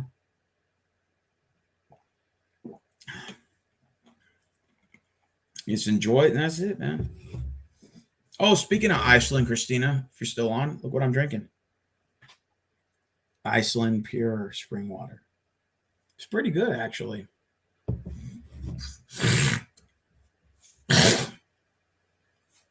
Yep. Iceland pure water is pretty good.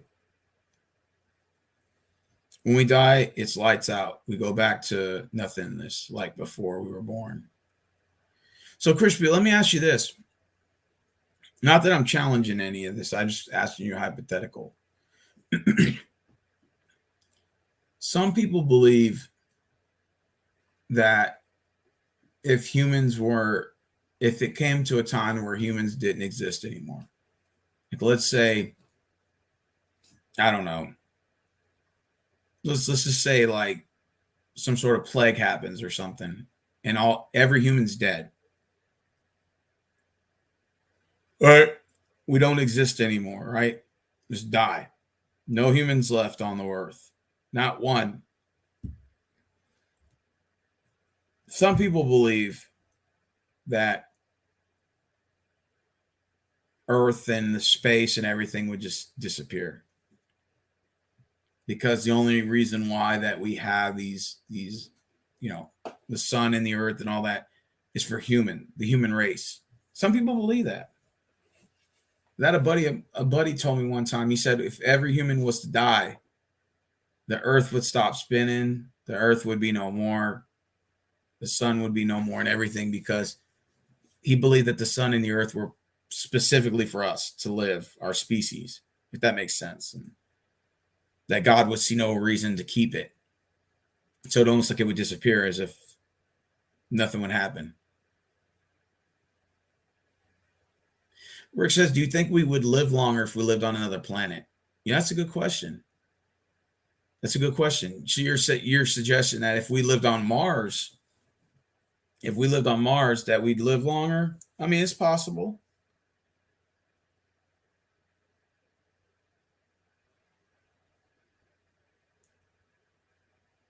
Okay, so Crispy, so you're saying that Earth would still be around even if we all died?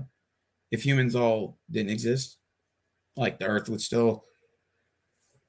I think like a hypothetical.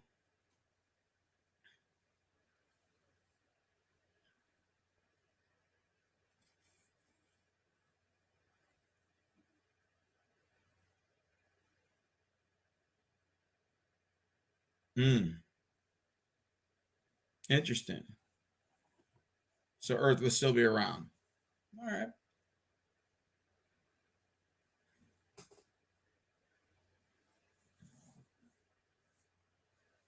I wonder though, if we travel to another planet, hypothetically, I wonder if we would be able to live longer. Or would that even matter? Because, like, for example, like Mars, what it takes for Earth to orbit the sun, 365 days, Mars is longer. So I'm wondering if, because it takes longer for Mars to orbit, if we would age less. Therefore, we have longer birthdays, longer years, possibly longer lives. Or would our body still age the same no matter what? Like, so even if, let's say it took, let me see how long it is for Mars year. Let me type it in. Um, Mars orbit. Okay. For Mars, it takes 687 days. And for the Earth is 365. So technically that's like double. Technically kind of. So I'm wondering if we'll get longer years till we age. Or we'd still age the same. Again, time doesn't exist. It's all in our minds. Living longer doesn't change anything. Really. But do you think we'd live longer? Because think about it. When the Earth orbits, right, the sun, and it takes 365 days to go around, right? Your body ages naturally, right? As time, even though time is illusion, but as for each time the Earth passes the sun around, right? You sort of age, right? So I'm wondering if you were on a planet that took longer, like for example, Jupiter takes 12 years to orbit the sun one time. So, in theoretically, you wouldn't be 12 years old. If you were on Jupiter, you would be 1 year old for every 12 years it takes to pass the sun. So, therefore, it would take 44 years, 4 times around the sun, for you to be 4 years old on Jupiter versus on Earth is what, 365? I'm curious to know if that's possible. Like if that, that means the aging process was slow because it takes longer to get around the sun, or what, it would really matter anyway. All right, man. You take care, Donovan. Oh, okay. Living longer, older longer. True.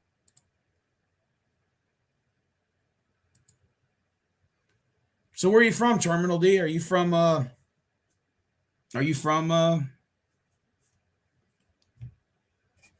see, look, and then if you look even more, I think it says Saturn takes 29 years to orbit the sun one time. Neptune, 165. And Pluto is the longest. It takes 248 years to orbit the sun one. Uranus, 84 years. And of course, the shortest is Mercury is the closest. It takes 88 days to go around the sun once. Ouch. Venus is 225, and then Earth is 365 days. Wow.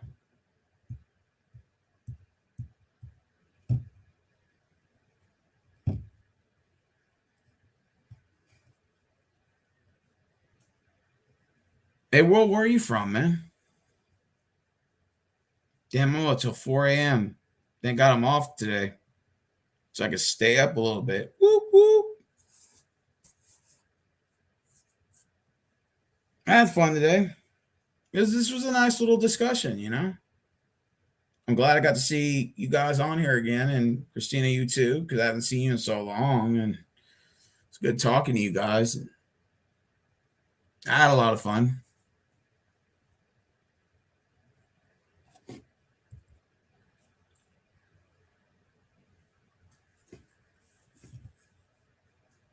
All righty. Got 6 people watching. Wonder who my 6 guests are today. I know it's Terminal, Will. Wonder who the other 4 are.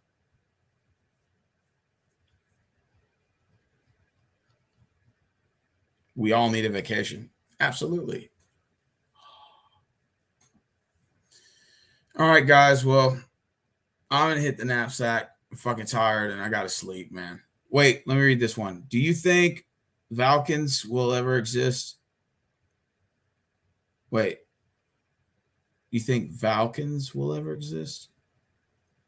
What's that? Is that like aliens or something from outer space?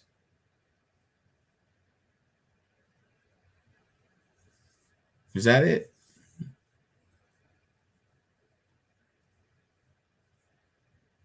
All right, Donovan, you have a good night, man.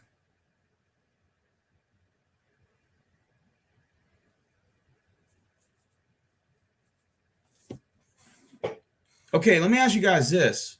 Crispy, you say that our energy doesn't transfer, right? After death. So do you believe in aliens?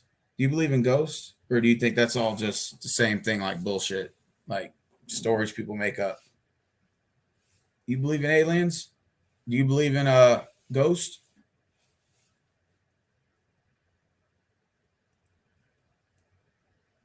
I mean, it'd be pretty interesting to learn. See, maybe because you're saying that our energy doesn't transfer when we die. That once we're dead, it's just nothingness. So I'm curious to know: do you believe in like aliens?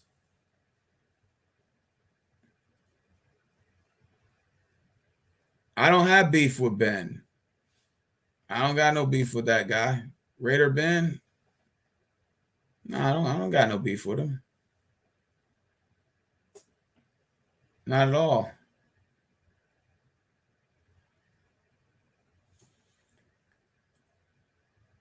Aliens definitely exist. There are billions of other planets and stars. So there's other life out there. But there is no evidence for ghosts. Ghosts are former humans that died.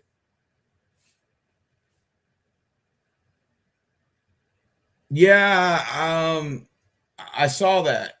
Um, I mean, I wanted to see what he mentioned about me, but I never heard him really brought me up. He said I was making fun of his roof. No, I wasn't making fun of his roof. I only said that I think he might have bought the house as is, or that maybe he didn't hire an engineer to look at it. I didn't mean anything personal about his house or anything. I wasn't trying to come at him anyway. I think maybe he might have misunderstood it because A Bomb was saying something about him or whatever. Or they were going at it. I didn't mean to come off in a disrespectful manner, so I hope he doesn't take it that way. I mean, I know he's was maybe read it and thought I was like kind of poking at him. I wasn't. No.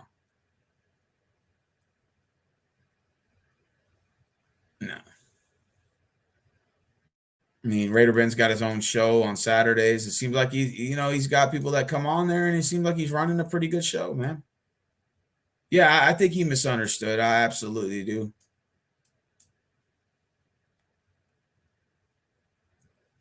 Yeah, I'm gonna bring Maria back. Maria's coming on my show on Monday, and that's where the real talk's gonna come from. We're gonna get a real good show going.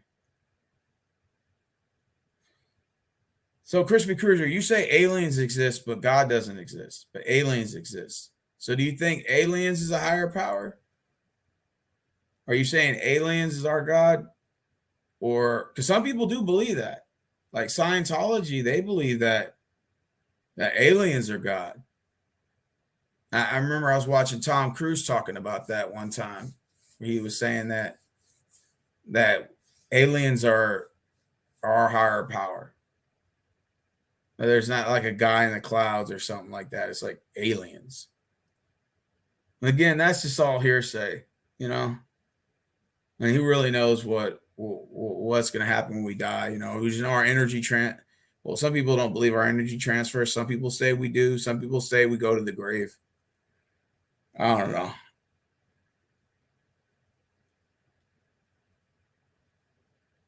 Mm. Well, all right, guys. Well, I'm gonna go ahead and go to bed because I can't stay up any longer. I'm gonna live stream tomorrow, man, and I appreciate you for watching, man. But I got to get out of here, man. I got to get some sleep. But I appreciate you guys for staying on, man. I'm head out.